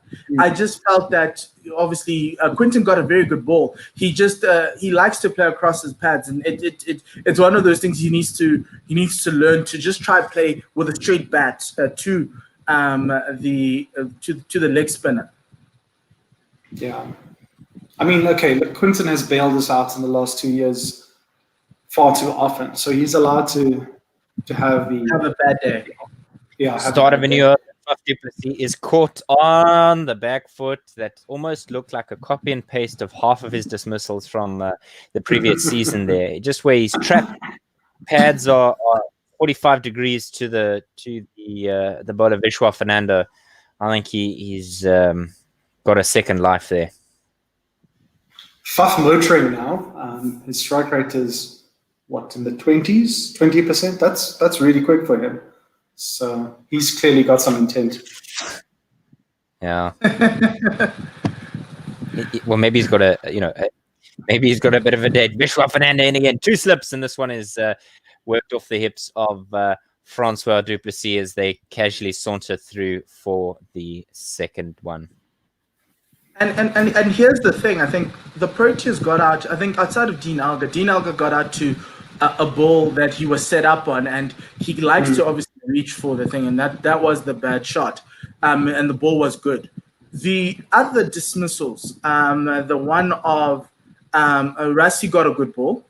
Aiden Markram flashed at a bad ball, and he needed to hit that hard. He just found the edge. Fernando somehow. in, and this is cut on the bounce. And then if you look at the other dismissals, Rassie, it was Quinton also got a good ball, and that's showing that Sri Lanka are bowling with a little bit more discipline in this session, rather than anything else, compared to what South Africa were doing. Yuri saying on YouTube, Faf is getting loose. He's making me nervous. Fernando around the wicket once again, and this is whipped off of his pads. It races to the boundary. 4. Yes, that's a very good shot there. Bad ball, and you just take advantage of that. That's what that it was a leg stump half volley there that he decided to just. It wasn't actually even a half volley. It was a little bit shorter, but he dealt with that very nicely. Yeah, he's straight there with his line and being suitably dealt with. Wonderful stuff there from Faftastic Faf. Well, it's not Faftastic. He hasn't been Faftastic in a while. No. Yeah, it's the test arena. Not at all. What is Quinton's saying going to be? In this Fernando over Faf du Plessis facing up 11 from 30 round the wicket, and it's a standard delivery that Faf defends. Applause from his slip cordon. Yeah, it's one of those good balls. But I'm really impressed that after tea, the Sri Lankans have really tested the South Africans, bowling that tight line outside off stump. A lot of balls and bowling to a plan. The short balls that Kumara was bowling, that Shanaka was bowling for Dean were setting him up, and that's what you needed. With South Africa, you kind of felt that there was no plan. Trying to lure Faf du Plessis into a false stroke to round out that over. Trailing 145 out South Africa, 251 for 4 now. So an hour to go, basically, in the day, correct? There's an hour. Yes, just about an hour. Yeah. So it's half an hour, and you get the other 30. Is it? Yeah. Right. Okay. The spare. So if you are 85 overs yesterday. Yeah, go for it. 85. Yes. I'm just trying to think where would you as Quinton de Kock and Mark Bart should be happy with trailing at the end of the day. Look, as long as they don't lose any more wickets. Even if it's 120, I just want these two. I think you want these two to bat out to the end of the day. Yeah. I mean, I wouldn't mind seeing Henrik Nokia come in because... No. That means a wicket has fallen and you're in the tail. That's not going to work. That's not for today. You need it right now because you're slightly... Because I know Craig Viz says South Africa is still ahead. Because you're slightly behind. I feel South Africa slightly behind. You kind of needed to do just bad time. So give yourself time. If they give you bad balls, some bad balls are not there to be hit, guys. Catching cover in place, but this one is smashed wide of mid-on, and that's going to race away to the boundary. A woeful delivery there from Hasaranga, and Temba sends it him away. Just as I say, some bad balls are not there to be hit. Well, that one was deserved to be hit. Solid pie there. Looks good. Timber really looks good here.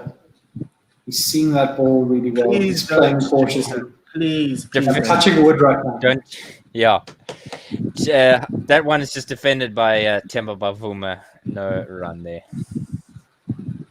Knock on wood. Halfway through, we're on our way to halfway, but Temba's not happy with something, or rather Adrian Holstock seems like he's unhappy with something, so there's a delay in play here, but the field packed through the offside, and obviously they're expecting the ball to turn a little bit more than you and I would be on day 2 at SuperSport Park. So Simon tweeted us saying he caught himself today seeing SA 141 for 1, and he thought, cool, Hash is in. Sad face. He's in the commentary box, I'm sure, but not in. Adrian Holstock looks like he's not quite sure why he needs to be where he is. I'm not quite understanding why there's a delay in play here, but never mind. We'll get on with it finally. Slip in place, and he bowls that straighter. Doesn't turn all that much. Looks like the one that goes straight on there. Defended, no run. Anis Mohammed tweeting us saying he's joining for the last hour. Oh, wait, Temba's in. Just ignore what's going on. Nothing to see here. Temba on the back foot, drives that out to the leg side, no run.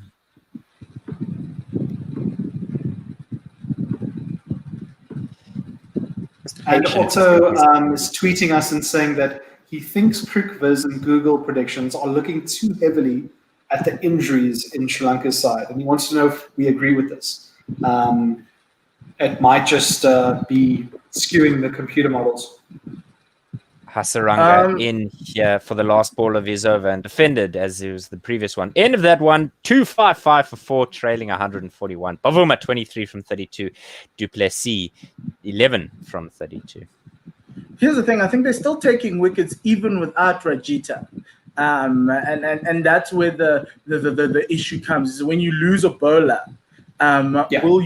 will you be able to still take wickets and with that loss of the bowler? And I think with Sri Lanka, they've got 4 bowlers. They came into this match with 6. Dhananjaya is out, Rajita's out, but they still have Shanaka. They've got Hasarange, and it's working. I think they're looking at the second innings, the South African second innings, because I think the longer this one goes on, and hopefully the Sri Lankan bowlers, from a South African perspective, don't get too much time to rest before they're back out on the park. And I think that's going to be a massive thing to see how that, like you said with moving day, the 3rd and 4th innings of this game, how they play out, because then suddenly you'll see those injuries making a difference. Lahiru Kumar is back in once again. He comes right on over to Faf du Plessis, catches the edge of the bat, but it's a controlled one on the bounce to Gully. And we see Vishwa Fernando walking up the steps. Again, hopefully it's that's not the an second time injury. today. He's probably tired. Like yesterday, Lungi went off the field because his shirt was drenched after like the first 30 minutes of the game. Yeah, it's very humid at SuperSport Park at the moment, and guys, when you're bowling, it's seriously hot. So he comes in again, does Kamara 2 slips that are really tightly packed. So not expecting prodigious movement with a ball that's, I suppose, nearing the 50 over mark, if not already crossed it. It's at 56 and a bit overs right now. Still 30 more to go before the change of ball. So still attacking somewhat with 2 slips in place, but that one was left alone, no run. Yeah, and I enjoy watching these two bat because I know Faf has the ability to accelerate the run rate, and Timber also lovingly can rotate the strike really well, and Faf being the fit man he is, it makes life a lot easier. Faf left alone that last delivery, no run. And I'd be happy with them rotating strike for the rest of the day. Just knocking it around, frustrating those bowlers, and seeing off the day. I think that would be a very good and wise option. Yes, and to a certain extent, I think I mentioned earlier on this pitch is a little bit more leaning to the batsman, but there's always something in there for the bowlers if you can find that right line and length. And Sri Lanka have proven that you can. Yes, they were wayward early on, but I think they found a way to come back in the session.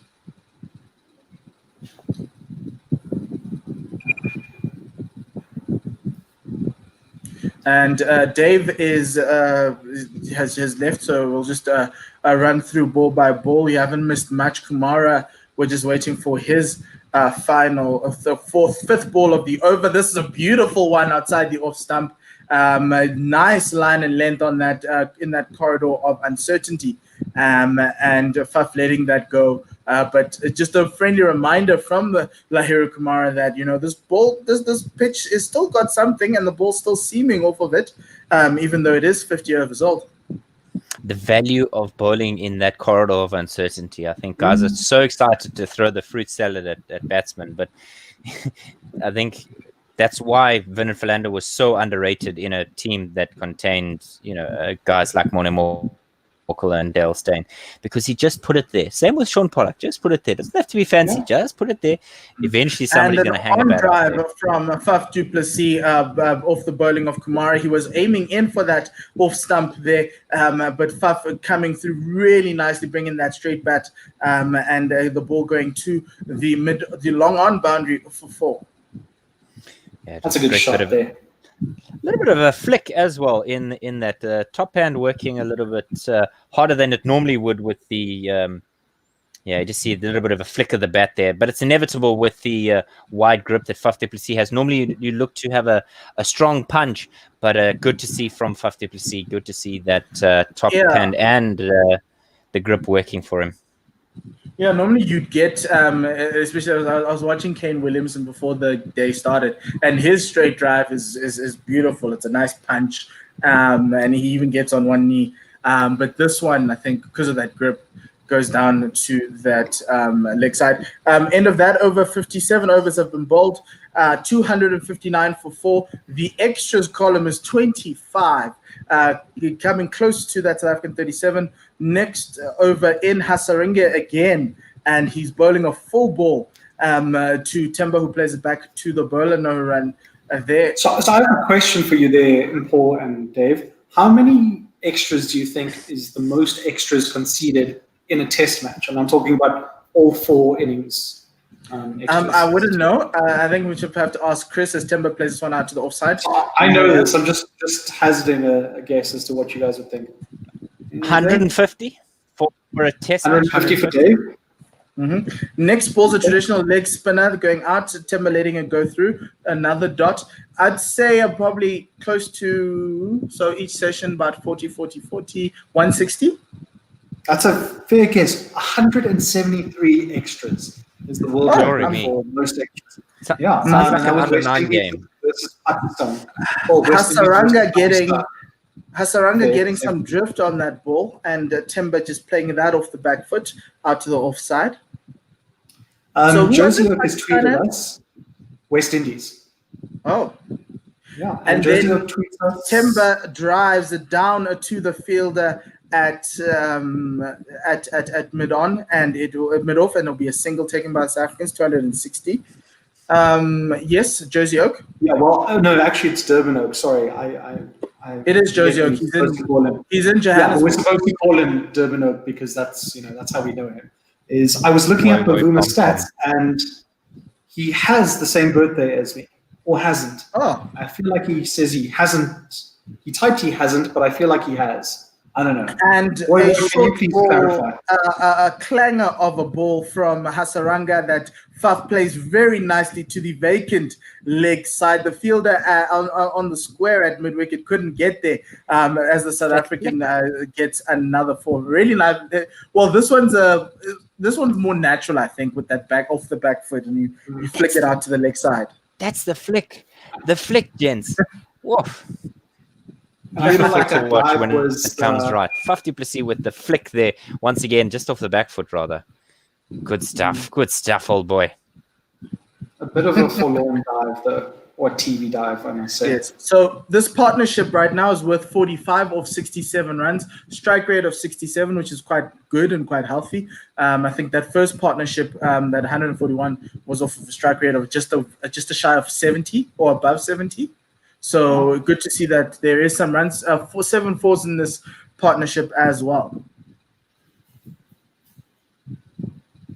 So it's no sign of rain so far in Centurion, which is good. We're just hoping that it stays this way for the next couple of days. It is Kumara who resumes again to Temba Bavuma from the Henops River end, and Temba plays it out for a single onto the offside. The score goes up to 265, South Africa trail 131, Bavuma on 25, and du Plessis on 19. Yuri on YouTube says Sri Lanka have more ball control this session. At least the odd ball is getting dispatched. And he gave us a smiley face with a little bit of teeth there. So that's very good. I'm a big fan of emojis. I don't know about you guys. Which emoji is your favorite?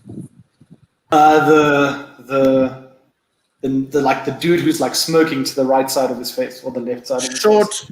Short ball from Kumara was pulled by Faf to deep square leg. It is Minod who is the substitute fielder who is picked that one up. So I have to get a single, 266 for 4. Yeah, I've sent my favorite emoji to the WhatsApp group. Oh, it's a side eye. The side eye. Yeah, that dude. He's my favorite. My European on YouTube says Hasaranga is going to destroy Sipamla's backside, and he's laughing. I don't know what that means, but I also don't know what that means. It sounds very homophobic, but we'll let it go. A short ball from Kumara, and it is played out, and Temba just ducks underneath it.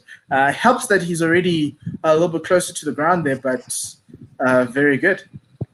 That was uncomfortable watching that. That was a serious snorter of a bouncer there from Lahiru Kumara as Temba destroys that little divot that created it. But look at this again, gentlemen. Woof. I mean, was it a bouncer? Rip snorter. He's like this tall, so I don't know if it was a bouncer. Watch the replays. It is a rip snorter. But to him, it's a bouncer. Kumara's next ball is a little bit fuller, and it comes off the maker's badge there, the New Balance badge on Timber's bat as he plays that out to the offside. Looking at that short ball, Timber nearly got one to the head there. Look, to Green from Australia, it's probably a full toss, but yeah, it's all relative. Mm-hmm. Bavuma on 25, du Plessis on 20. Bavuma's looked they've looked comfortable, these two. As Kumara comes in, full ball straight driven down the ground. The ball was ricocheted off of Kumara's hand there, so there could have been a run out at the non-striker's end. But luckily he missed, the ball missed the stumps, and it's a single. Mayura says it's a joke, guys. Oh, okay. So that comment earlier that he meant was a joke. So we're all good this side, Mayura. Keep watching, keep subscribing, keep letting your friends know. Everyone who's watching and listening to us, we have a YouTube channel where you can see us. We've also got a virtual scoreboard going, so you can check us out on YouTube and also on Facebook. Next ball draws the edge of Faf du Plessis' back, and the ball races down to that third man boundary. I don't think it was streaky enough. I think it was one of those controlled edges with those soft hands that Faf du Plessis, and it brings their partnership up to 51. 50. I mean, Faf knew more about that edge than Bukayo Saka did about his lob last night. So. Hey, leave my young man alone there. He meant to cross it in. He meant not to cross it in. He meant to score. But seemingly everyone is wanting to judge him. But well done to the Arsenal yesterday, giving me a better weekend on the final weekend of 2020. Maybe this is where it all turns around. With all the news of us, with all the news of South Africa possibly going into lockdown level 4 or 5 in the new year, I needed a little bit of joy. So yeah. Anis Mohammed sends us a message saying, since I missed it, how many times did Chris Tyndale tune Quinton de Kock?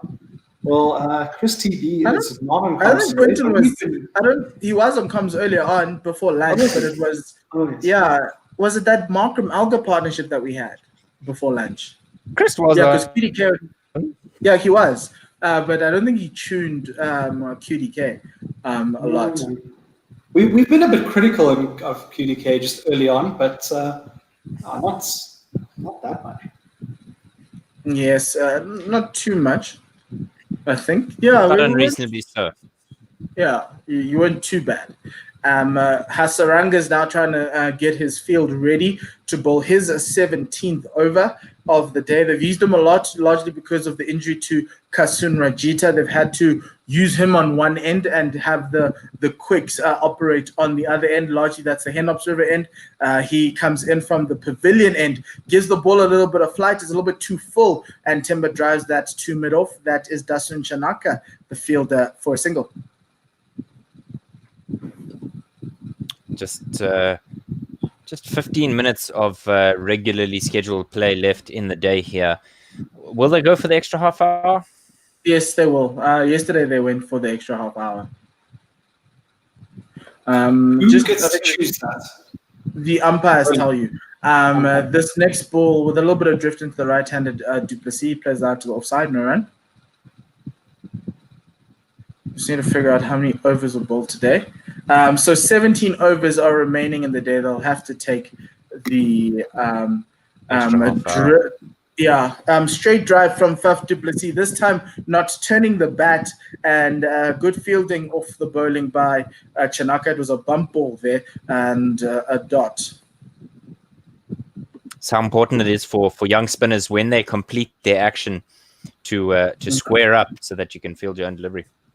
Yes, this one's slightly wider and Faf a la Malinga Sindoni with a helicopter flick down to the leg side. He fetched that outside, way outside the off stump for a single.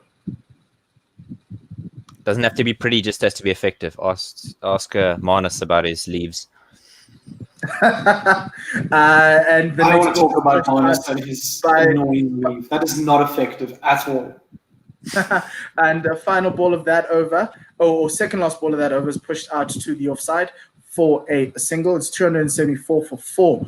Bavuma gets a single added to his run, to his score. And then the last ball of Hasaranga's over, another single. So if you look at that, it was a 1, a dot, and a single to end it off. Nice little rotation of the strike there, 275 for 4. If Manus was German, would he be Herr Manus? I can't with you, Dave. I just can't right now. Okay. Oh man, that's brilliant. Dave, are you sure you don't have kids outside there somewhere? Because you're giving us a lot of dad jokes. Nope. Wow. Nope. Actually, Dave, I actually keep them in a database. Database. Get it? Database. That's proper gold. In the Yes, database. So South Africa trailed by 121 runs. Alga and Aidan Markram started off with a lovely 141-run partnership before Markram went out for 68.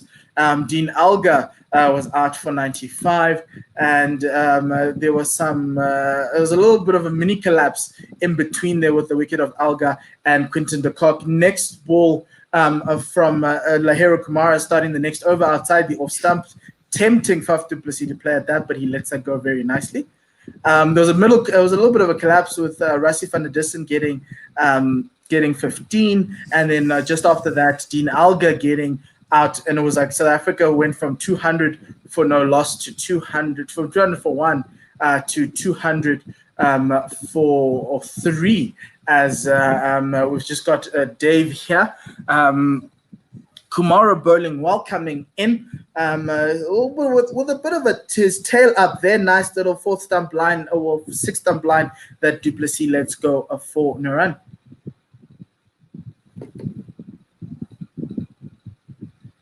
And so as the comms team gets their situations going, South Africa, so Bavuma's on 28 of 43, du Plessis on 26.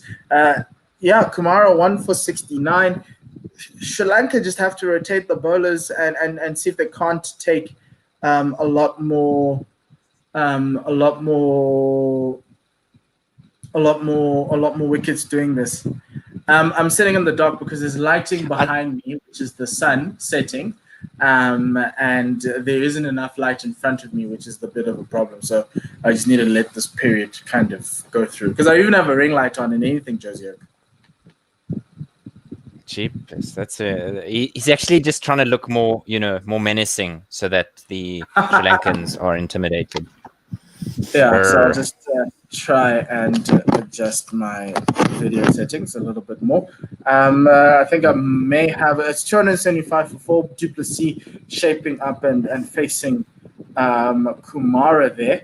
And this one's driven by Faf through the extra cover region for a really good 4. That ball racing away. Francois. Oh, it's a great shot.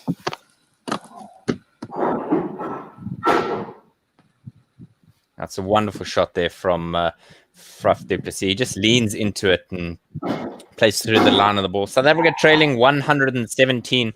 We spoke about where they need to be in the next little bit, and with as we come up to the 5 o'clock mark, the lead will probably be 80, 90. Geez, what, by 5 in 10 minutes or 5:30? No, by the 5:30. 5:30. Yeah, I mean 80, 90 would be exceptional. Yeah. Yes, but Faf plays this next one out to cover for no run. He just had to ride the bounce there, and he rode it quite well, and just no run.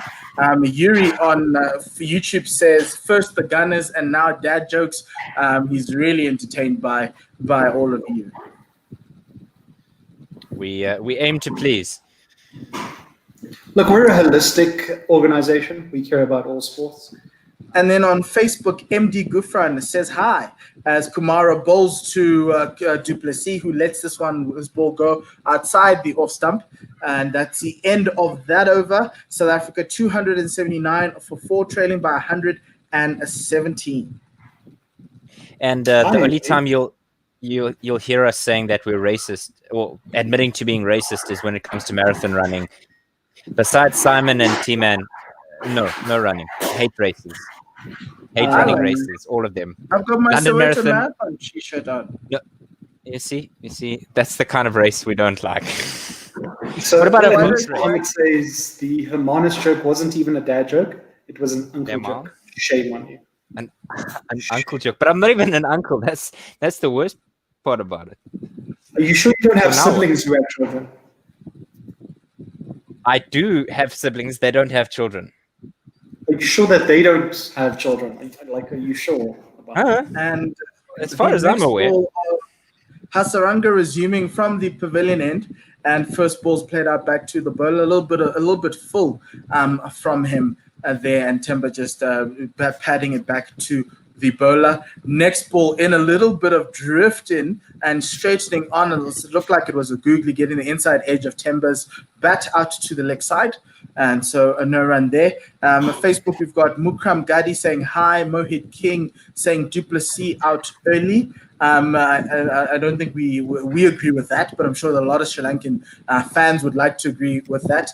And Timber plays this one out to cover point, and no run there. 279-4. I mean, Leo was asking for Faf to get out early so he could take his shirt off. So, I mean, can she wait like 40 minutes so he can take it off at the end of day's play, and then he'll come back tomorrow?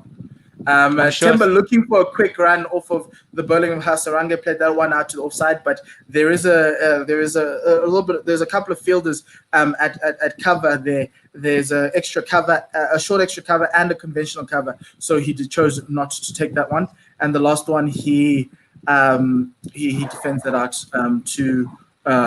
he just dots that out to the offside and run. So I don't know if you guys have seen the joke from Otto Simon. He's actually memed my joke. Brilliant. And the next one is played out to the offside at the end of that over. 279 for 4. South Africa trailing by 117. Du Plessis on 28, on 30, and Timber on 28. oh, is that a picture of Amonis over there? Okay, cool. Yeah. Looks like. And then Mayura Priyanath asked on YouTube, what happened to Rabada? So I'm going to send that to you, Dev. Say again? Oh, what happened to Rabada? Mayura, yes. The joys of 2020. The first test of the summer, and Kagiso Rabada is out. I believe it's COVID. No, it's not. It's a side strain. He picked up a side strain. No, he picked up a side strain before the last T20 of against England, and he's at home recuperating. And we're hoping that he'll be ready for the Pakistan tour, because I'd love to see Kagiso bowl in Pakistan. Absolutely. Yeah. So Liam Gallagher. Yes. Go for it. Carry on. Go for it. No, I'm just going to say Dustin Shanaka is going to resume. He's bowled 11 overs and 5 balls. So, Liam Gallagher is saying, hello, mate, love your work. Just wondered whether you had any further ideas on whether or not they should introduce more oil into fake taxis, videos, maybe. And what? I don't even know what that I don't know what No, don't read that. Reading that comment, I'm going to put him in a timeout. The first ball of Shanaka's over is driven very handsomely by Faf du Plessis to the cover point region. And it is a beautiful 4 off the back foot. Oh, just a lovely punch. Yeah, wonderful stuff there. Yes. So I've put Liam in a timeout. We can put. Is that the same Liam Gallagher from Oasis? I don't know. I only know one Liam Gallagher, and it's from a show that we shouldn't be talking about on commentary. Don't know who that is. Anyway, back to the South African discussion we had a little bit earlier about the BLM movement and making a statement. I'll just let. Yeah, that's. I think it's good as well that they've made a statement about gender-based violence, because it's another scourge that South Africa is dealing with, and the banner that they've got behind Faf du Plessis is something that we should have seen more prominently. Yes, and then Faf riding the bounce on this ball from Shanaka, and he plays that out to the leg side. There's only 2 fielders on the leg side, and Minod is the fielder there, and there'll be a single that was taken by the South Africans. Scored 284 for 4.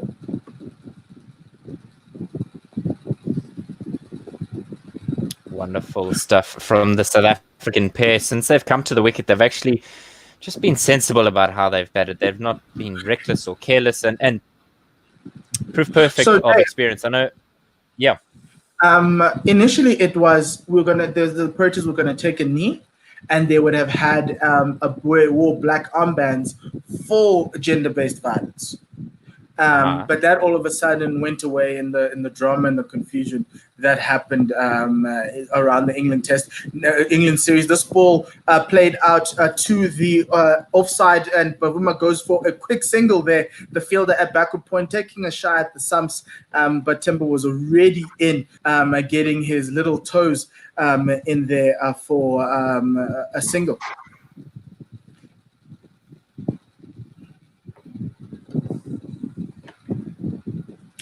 And so you were telling us about GBV.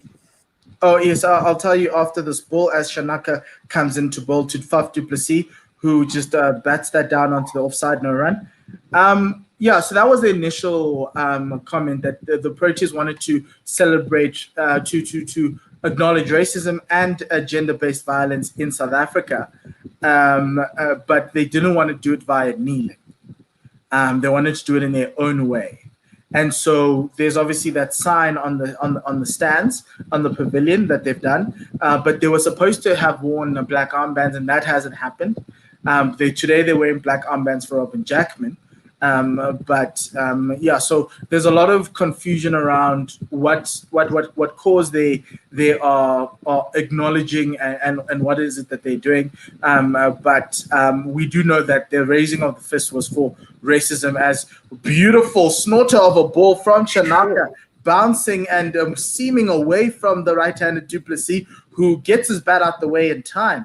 And it's a really good ball. We're just trying to see if it came off the crack. It did come off the crack there on that back. But there's a nice little green crack running across the pitch outside the right-handers off stump that the batsmen need to be worried about. But a very good ball from Shanaka. Mayura here says, doesn't Shanaka have 5 finger trips with bowling? So he has 5 finger trips with bowling. Thank you for that.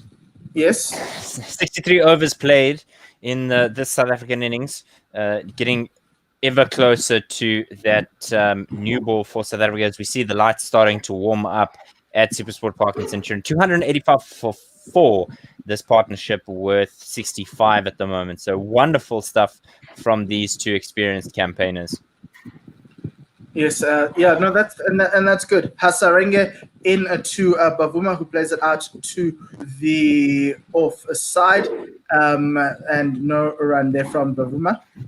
285. Hasaranga, so 75 from his 18 minutes. Oh, Timber with a lovely lap sweep behind square. There's a fielder coming around there, and we're not sure if they got to it, but it seems like they have. And they will have eventually saved a single because the South Africans ran 3, because those time trials work. They can run 3 runs there. Good cricket all around. Good cricket all around. Great fielding, yeah. Very, very good fielding. I think the umpires might want to have a check at that ball, and I think that's what they're going to do, to check if that truly did touch the boundary line. But good running from the South Africans. The total is 288. Zero risk there from Temba Bavuma in playing that shot, but an incredible piece of fielding there in the deep. Looks like he's well safe there, and good to see some effort being put in there. I think we saw early in the day 2 howlers that ended up going for a boundary, and that was the hero of Durban, Kusal Pereira. Absolutely, the man coming to the fore. It was Kusal Pereira doing what he does best, and so it was 3. Hasaranga to resume, and full length ball there, not turning much, and played straight back to the fielder at mid on for no run.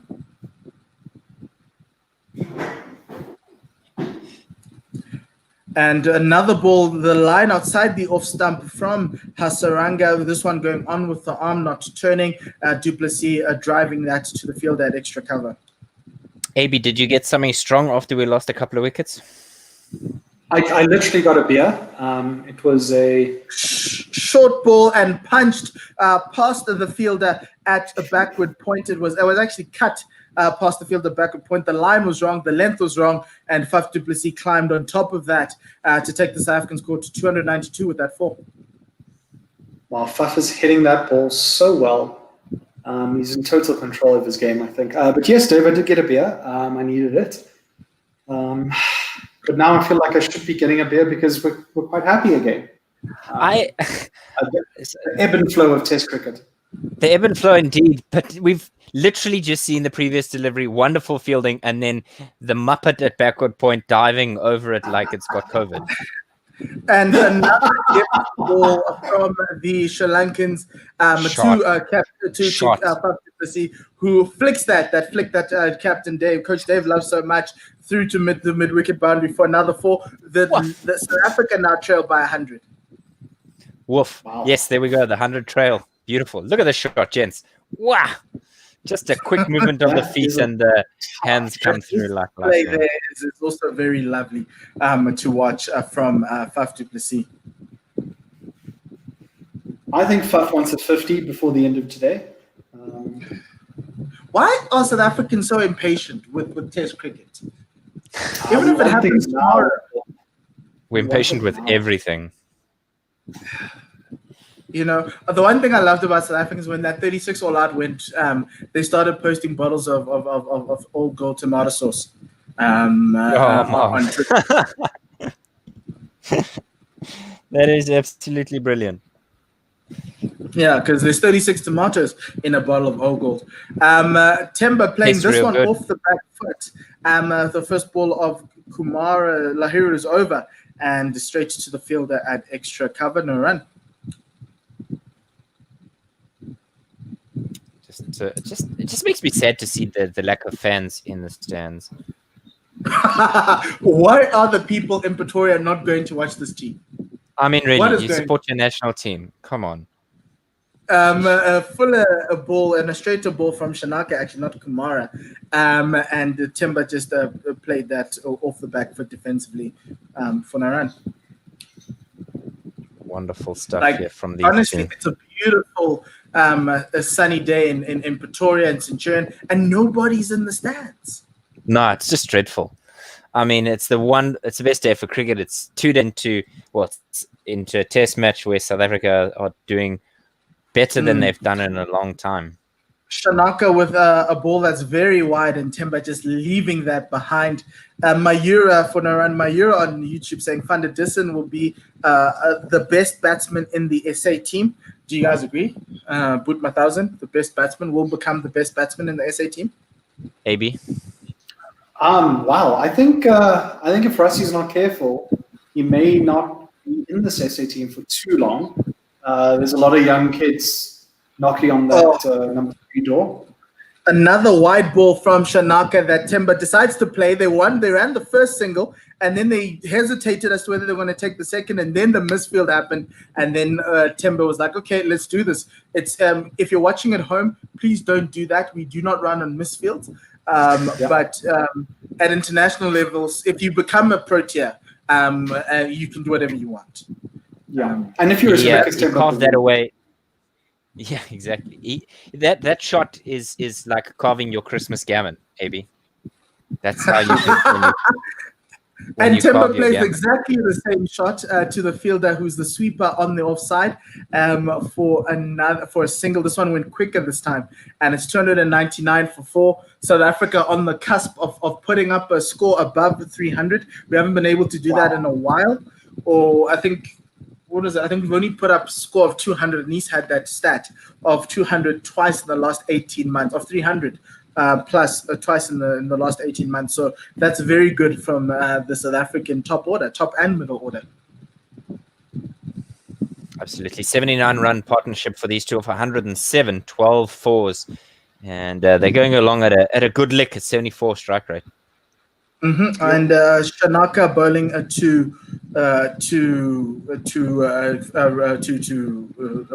keep on forgetting who it is. Fantastic, and he just plays that out to the offside. End of that over, the 65th over. South Africa 299 for 4. Waffles, Fuffles. That's who you should think. Waffles, Fuffles. That's yeah. So Fuffles is on 43. Fuffles is on 43, and Timber's on 35. absolutely Vishwa, Fernando, Shanaka, Hasaranga, Kumaro, the men rather, who have taken the wicket. South Africa losing 3 quick wickets at one stage during the day today. It was in that post-lunch session after having done so well. Ed Markram throwing hands to be dismissed when he was looking really good, and then 3 quick wickets there. South Africa found themselves in trouble, but these two have righted the ship in the storm. Hasaranga resuming from the pavilion end to Timber. This was a fuller ball, and Timber just plays it out to back to the bowler, no run. And he comes in for a second one. This one's wide, and Timber cuts that one. And the fielder made a great stop, but didn't know where the ball was. A little bit of confusion. And that enabled the South Africans to get through that single very nicely and safely. And it's 300 for 4 now. South Africa getting to 300. So if you're a diehard and a long-standing South African fan, you'll ask yourself when the last time South Africa scored 300 in a match or consistently. And that next ball played out to the offside extra cover and a run. It's weird seeing South Africa score 300 without Vernon Philander at the crease. Very weird. I think that's happened against England. And a punch off the back foot from Faf back to the fielder at short extra cover. We see Arnold clear in his blues. So he's not going to be a night watchman. Looks like Vian Mulder will be coming in. This ball from Hasaranga, a little bit more straighter, and he's played it out to the bowler for no run. We have a comment here. 2 comments, Yuri, for interest's sake. Where are you guys located? He's in Pretoria. As Faf cuts this one out to the offside for no run. I am in the south of Gauteng, so I'm in Vosloorus. Dave, where are you? Port Alfred in the Eastern Cape. Ooh, very lovely. Must be nice. You know. I hope you're not going to the beach. No. The score goes to 301. And AB, I think you're in Johannesburg. Yeah, I'm in Joburg. I'm in Rivonia. And fancy. And then Mayura asks, I think Timber Bavuma is the shortest cricketer in cricket history. I think James Taylor was shorter than him, or they're the same height. Yeah, James Taylor was really short. Chris TB, tell us. If you wanna have your comments read out, don't forget to find us on Facebook and on YouTube as well. If you want to chat to us, tweet us, Guerilla SA, GUERILLASA, and we will be happy to read out your tweets. These two going along nicely, gentlemen. We say that, I feel like we've said it a lot in the last hour. No, they are, but that's what Test cricket is. It's many people may find it boring, but this is where it's intriguing. Watching the partnership develop, watching a team fight through all their demons, getting through everything that they've gone through, that has held them before, and stepping up. As we watch Faf play this one off the back foot to Shanaka. This was a fifth stump line, and he played off the back foot down to the fielder at extra cover and a run. And that's what it is. That's why it's a test, because you're watching the players go through all these mental questions and thoughts as they go through the day, and how they handle the different pressures, how they handle the different bowlers, and this is quite intriguing. I think Test cricket is the closest sport to chess that there ever has been. And I love it. Is this one from Faf played out to the leg side, no run there. And Anis Mohammed's coming through with a lot of tweets. And Chris, at the end of the over, we'll just go through a lot of those with you, AB, if you don't mind. Well, Chris TB has said he hasn't actually checked about the shortest cricketer, but he thinks Kruger van Wyk is the shortest. I think he was, but he was very short. Faf for the forward defensive back to the bowler, no run. Anis Mohammed saying that the last time SA scored 300 was against India in the first test in the middle of 2019, which seems like 10 years ago. Oh yes, I remember that first test. That was the one Dean scored quite a few runs, It and I was think he pretty may have much a carried. decade ago. Yeah, it was. Yeah, I think 2020 is its own decade.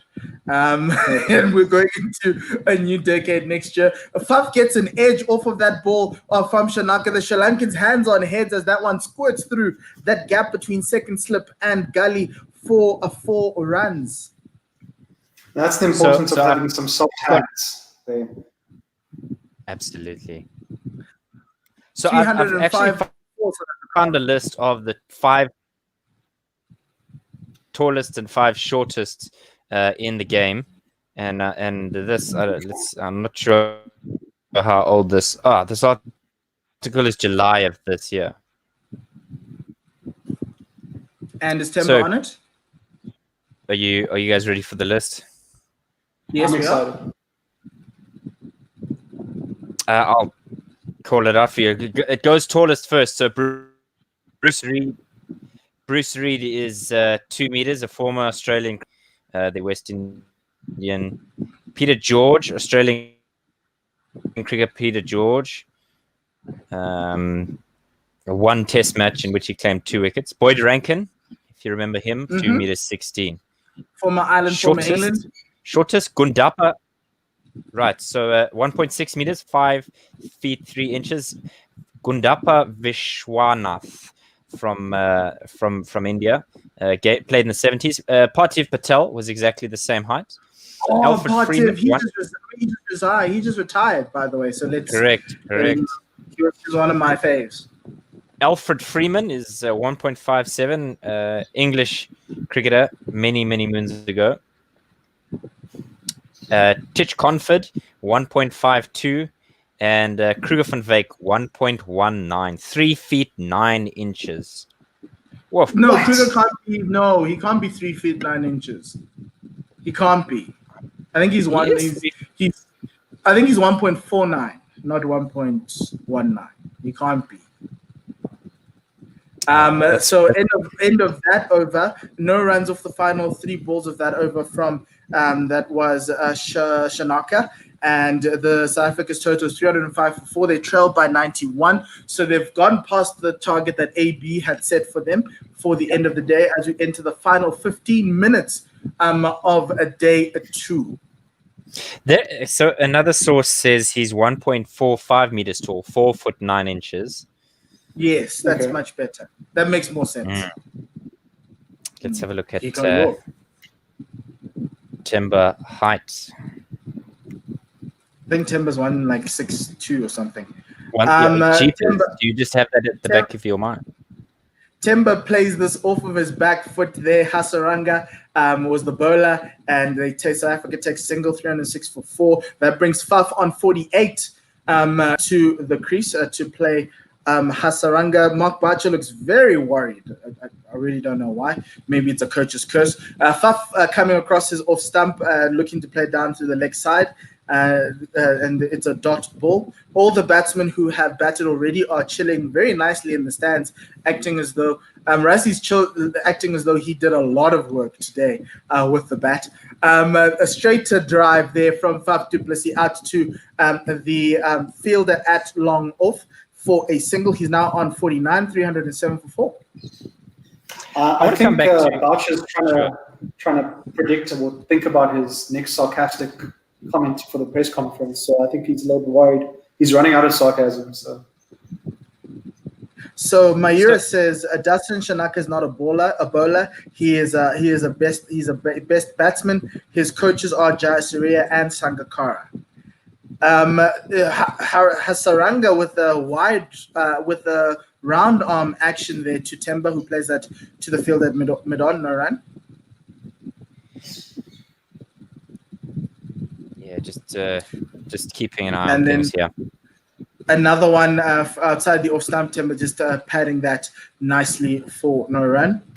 So Chris TB and Otto have sent us some stats. Van Wyk is definitely not 3 feet 9 inches tall, probably just about 5 feet from Chris TB.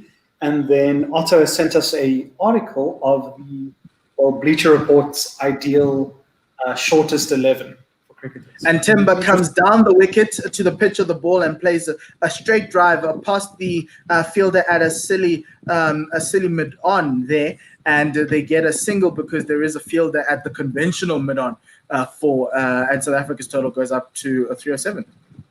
And then Otto asks, where do we get the vital statistics of cricket players? Because he struggled to find weight and height before. And if Wahid was here, why do we need to record weight and height? Because I mean, this is a question for Wahid. Yeah. Surely it shouldn't matter. It's not like we're going to need the Proteas to catch balls in a line out. It's pub quiz numbers. Oh yeah, 100%.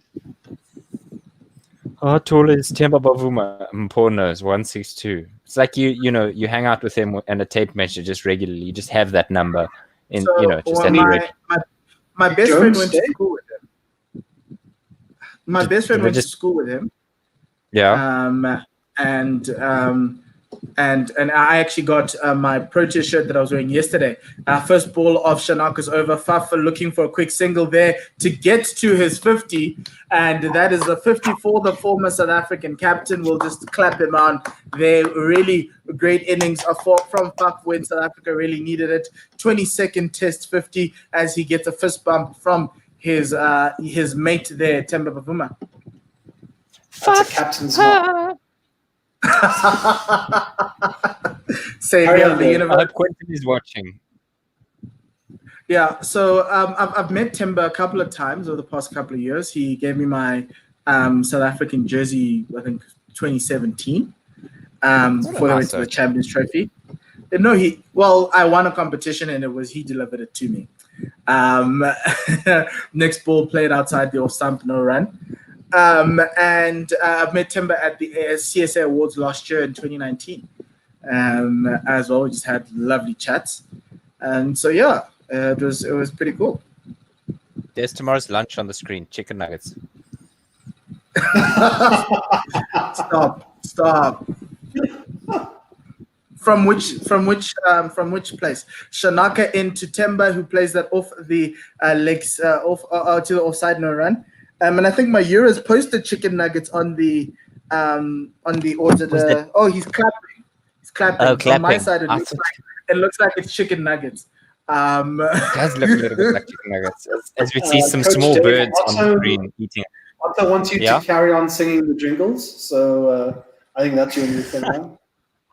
Yes, that is your new thing there. Okay. And this ball seaming away from the right-handed Temba Bavuma. The line was too wide to engage the batsman, and so it will be a dot ball. These With two 10 minutes have to play, you don't need to play at those. Precisely. Just 10 minutes, see it through. Mm-hmm. Unless if they give you bad balls, and then put them away, as we see the lovely sunset in Centurion. Shanaka into Temba. This one's still wide. Temba not wanting to play that one, and he just lets that go through. So can I be the... Go for it. So Anis asked, do we call Faf's innings a former captain's knock? Yeah. Probably. Former captain. So the question of the whole captaincy thing, they wanted to see if all the contenders were going to put their hands up. Aiden got a 66. Obviously, the current captain didn't get much. So the question obviously would be, does Faf get into the conversation? Because he's putting his hand up right now. Do we bring him back? He's fit enough. Yeah. End of that over. The last ball of that over was a dot ball, 308 for 4.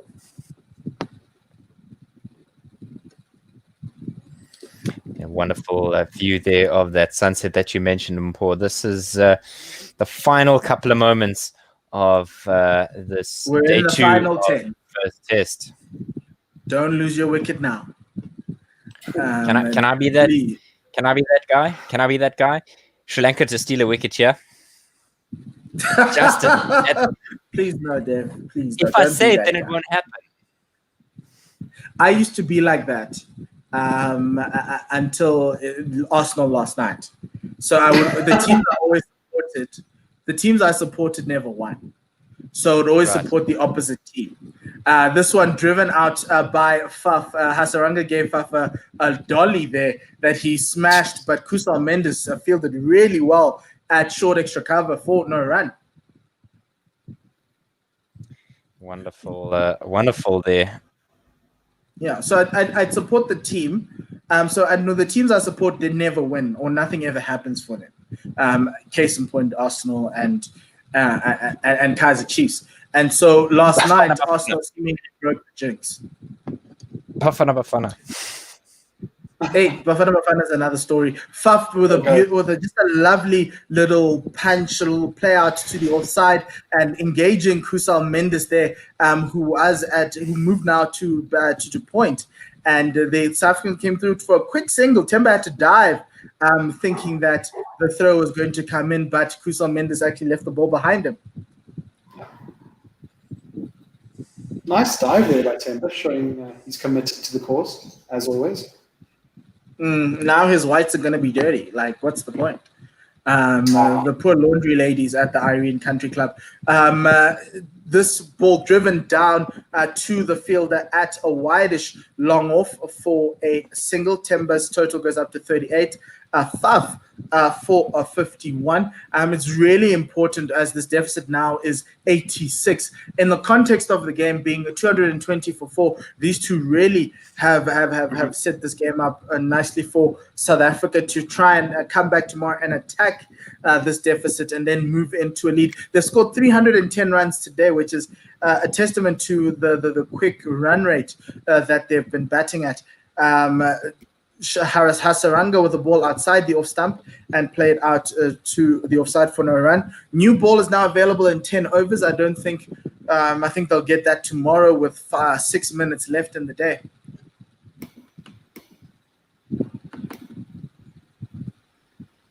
I think maybe these two have better drink. Yeah, yes, they have, and that also speaks to Temba's value as a number 6 batsman. He comes in, he can support the senior batsman in terms of the batsman up the order, and he can create partnerships, which is what we've been talking about for the past 2 days. I just think Temba would be more likely to go and score the bigger hundreds or the hundreds than a Quinton right now. Next over started by Shanaka. It's a back of a length ball to Temba, who plays a defensive shot out to the offside no run. I do agree, and I did think of that, and we tried to promote Temba up for a few games. I think that was in India to number 4. He wasn't given enough games to play. He struggled at number 4. It's also in India. It's like the hardest place to go in that. No, that is Thank true. you, Avi. Thank you. Yes, but obviously the selectors felt that he's better placed at number 6. This one's a full ball from Shanaka, driven out to extra cover by Temba. That's a dot ball, as the fielder is Kusal Mendes. We've got a comment from Mahira, who's been very supportive of us in this period. He says Dale Steyn came to Sri Lanka for the LPL. I'm assuming the LPL is the Lanka Premier League. But you can correct, not the Indonesia Premier League. No, you are correct. It is the Lanka Premier League. And Temba just getting that one out, playing that one defensively out to the fielder no run. What did I say? 85, 86, 80, 90 for the trail end of today. Not far. Yeah, but you also said another wicket, Dave. Yes, I said it would be nice for Sri Lanka if they could burgle a wicket here late, but the game's not over, Mr. Mula. The day is not done, my friend. He has a heart on his sleeve there with Shanaka coming in. Beautiful ball there that seemed away off the pitch. What peach of a delivery! What a peach of a delivery! What a delivery! Wait, can we have a look at the ball, please? Like, it can't be that. You cannot be getting the ball to do that 70 overs in. Away from Yes.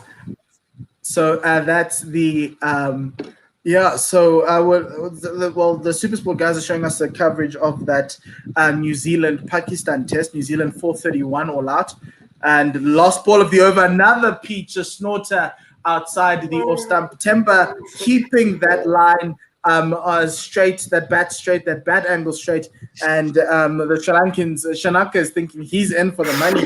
I just don't think he's going to bowl another over today. Wow, what a peach! What a couple of deliveries there. Temba Bavuma making sure he doesn't miss out there, or he misses out there rather. But wonderful stuff here late in the day. Yes, 3 minutes to go. This probably will be the final over, as Mayura finds us very hilarious. And if you do find us hilarious, so that was the end of that over. From Shanaka was defensive stop from played out to the leg side by Timber. So we're waiting for that final over. But if you do enjoy our company, do join us tomorrow. Same YouTube channel, same 1WSR Facebook channel, even on Periscope on the 1WSR Twitter feed. There's a nice little block there that you can just follow from the tweet. So do retweet and send it out to your friends and family. We'll be bringing them out tomorrow again at 10 a.m. For day 3, which is the moving day. I forgot what day it was today. Today is a Sunday, so tomorrow will be a Monday. Monday, correct. Yeah, during the festive season, you kind of just lose track of the days as Hasaranga comes in to bowl Faf du Plessis, who drives this one lovely out to the fielder at the cover boundary. That's Lahuru Kumara for a single. 311 for 4, the South Africans are. And that deficit is just coming down even further to 85. And Hasaranga to Bavuma, who shows us that he also can also has a front foot cover drive, and we will so no run there at the end of that. So do join us tomorrow as we see the third ball of this over. Timber gets an edge down to the fine leg region. The South Africans will come through for an easy 2 runs there, 313 for 4. Timber just taking some time wiping his face there. It is quite humid in Pretoria, and he has batted very well for his 40 runs so far. I'm sure Linux Lear must be screaming no, because they've turned the camera away from Timber, and he might have pulled his shirt off there and we wouldn't have known. Well, Anish Mohammed wants us to stop complimenting the batsman, and he asks, have we learned nothing? Oh my word, it's gone through Timber's bat and pad. It's not a stumping chance. It missed everything, and the Sri Lankans are appealing. I'm not sure if they're appealing for LBW or if because there can't be a catch behind. There you go. Here's my burgled wicket. No, Dave, it cannot be your burgled wicket there. But Timber goes down to Faf and he shakes his head saying, no, they've got nothing. It missed everything. How can this be an LBW? In what world? Burgled a wicket. Well, burgled a wicket. Hey, look, we have to go up for anything right now. Sri Lanka need to break this partnership. Look at this ball, went straight through, missing bat, hitting the top of hitting his front pad there, but it looks like it hit him outside the line of off stump. And yes, Tikwela was. But he's played a shot. Yeah, Tikwela was in between. Celebrating and taking the catch there. I think So there's no ultra edge there. So we will go through, and we're getting it. It did hit Timber's front pad. So we're just waiting for them to rock and roll it through. And we've got so it's pitched outside off. Impact is umpire's call. Wickets missing. So the review is lost for Sri Lanka, and it is 313 for 4. As umpire holds stock. Great decision for the umpire on debut. So Sri Lanka now have one review left, with South Africa having their full complement of 3. Remember, an extra review is added while in this COVID world because you have home umpires on both ends. And then Will we see a Hasaranga continuation of this ball from Temba played out to the offside, and they'll come through for a single. So that takes Temba's total to 41, and the score to 340. Yes? a continuation of home umpires for the foreseeable future? I think so. It's possible until probably we get the vaccine. A short ball, a bad ball from Hasaranga that Du Plessis helps down the leg side. It is a chase from Tiramana there, and it will be South Africa will take 3 off of that last ball of the day. And is that the last? No, it's not the last ball of the day. It's a penultimate ball of the day. 300 and it is the last ball of the day. The Super Sport scorers were behind all of us. So it's 317 for 4. South Africa reached stumps on day 2, 317 for 4. Temba is on 41 of 79. Du Plessis 55 off 81. This partnership is worth 97 from these two. Really important partnership after South Africa lost those 3 wickets for 20 runs in the middle there. I'm going to go to you, AB, to conclude with the tweets as we wind out the day. Well, since Anis Mohammed's last one, it was just Leah saying that she was a bit unhappy about the fact that Faf still had his shirt on, and Nakul Pandey as well, she tagged in that. But that's it for us on the tweets. Okay, and then so let's go through the scorecard. Dave, do you have the scorecard with you? Give me 1 sec and I can bring it up for you. Just an interesting end to the day's play there. It's good that South Africa are able to pull themselves back after losing 3 quick wickets in succession there, after building such a wonderful opening stand between the openers today. And honors even, I think, after today's play, it's been a difficult one. Let's have a look at now the South African scorecard. The 2 men, as Mpo said, 55 and 41 for Du Plessis and Bavuma, respectively. They steadied the ship. Dino, a 95 from 130, 16 fours, caught and bowled Chanaka so close to his 100, but getting dismissed from a simple return catch. And Markram was the first man to depart for 68 from 94, 14 fours, strike rate 72.34. He was caught flashing at a wide one outside the off stump. Raisi van der Dissen came and went with much ado about nothing. He was caught by Nuran de Guerilla off a delivery that he edged from Lahiru Kumane, and the only other man who was out besides those 3, the top 3, was Captain Quinton de Kock, caught by Lahiru Tiramane at slip. The substitute bowled by De Silva, 18 from 11. And the bowling figures for today: Vishwa Fernando, 15 overs, 2 maidens, 1 for 59. Kasun Rajita was only 2.1 overs for 16, but he's out injured at the moment. Dasun Chanaka, 16.5 overs, 1 for 56 from his allotment today. Wanindu Hasaranga, 1 for 99. He almost 1 shy of his 100 there from 23 overs. And Lahiru Kumara, 1 for 73 from his 15. So that South African scorecard reads a lot better than it started out. Well, it started out really well, then got shaky in the middle, and then they've pulled it back very nicely. Yes, and in that period, South Africa's WinViz on CricViz has now shot up to 81%. So from that 57 to that 81%. So somebody, CricViz, really liking South Africa's odds so far in this Test match. It's well poised for tomorrow morning with South Africa. South Africa is with South Africa 79 runs behind. We're going to reach halfway through the Test match, and both teams will have batted, and we already have received over 700 runs in the first 2 days of this Test match. It's just going to be batting and a lot of it's going to be just batting, and tomorrow should be a good batting day. I think let's end the broadcast from here.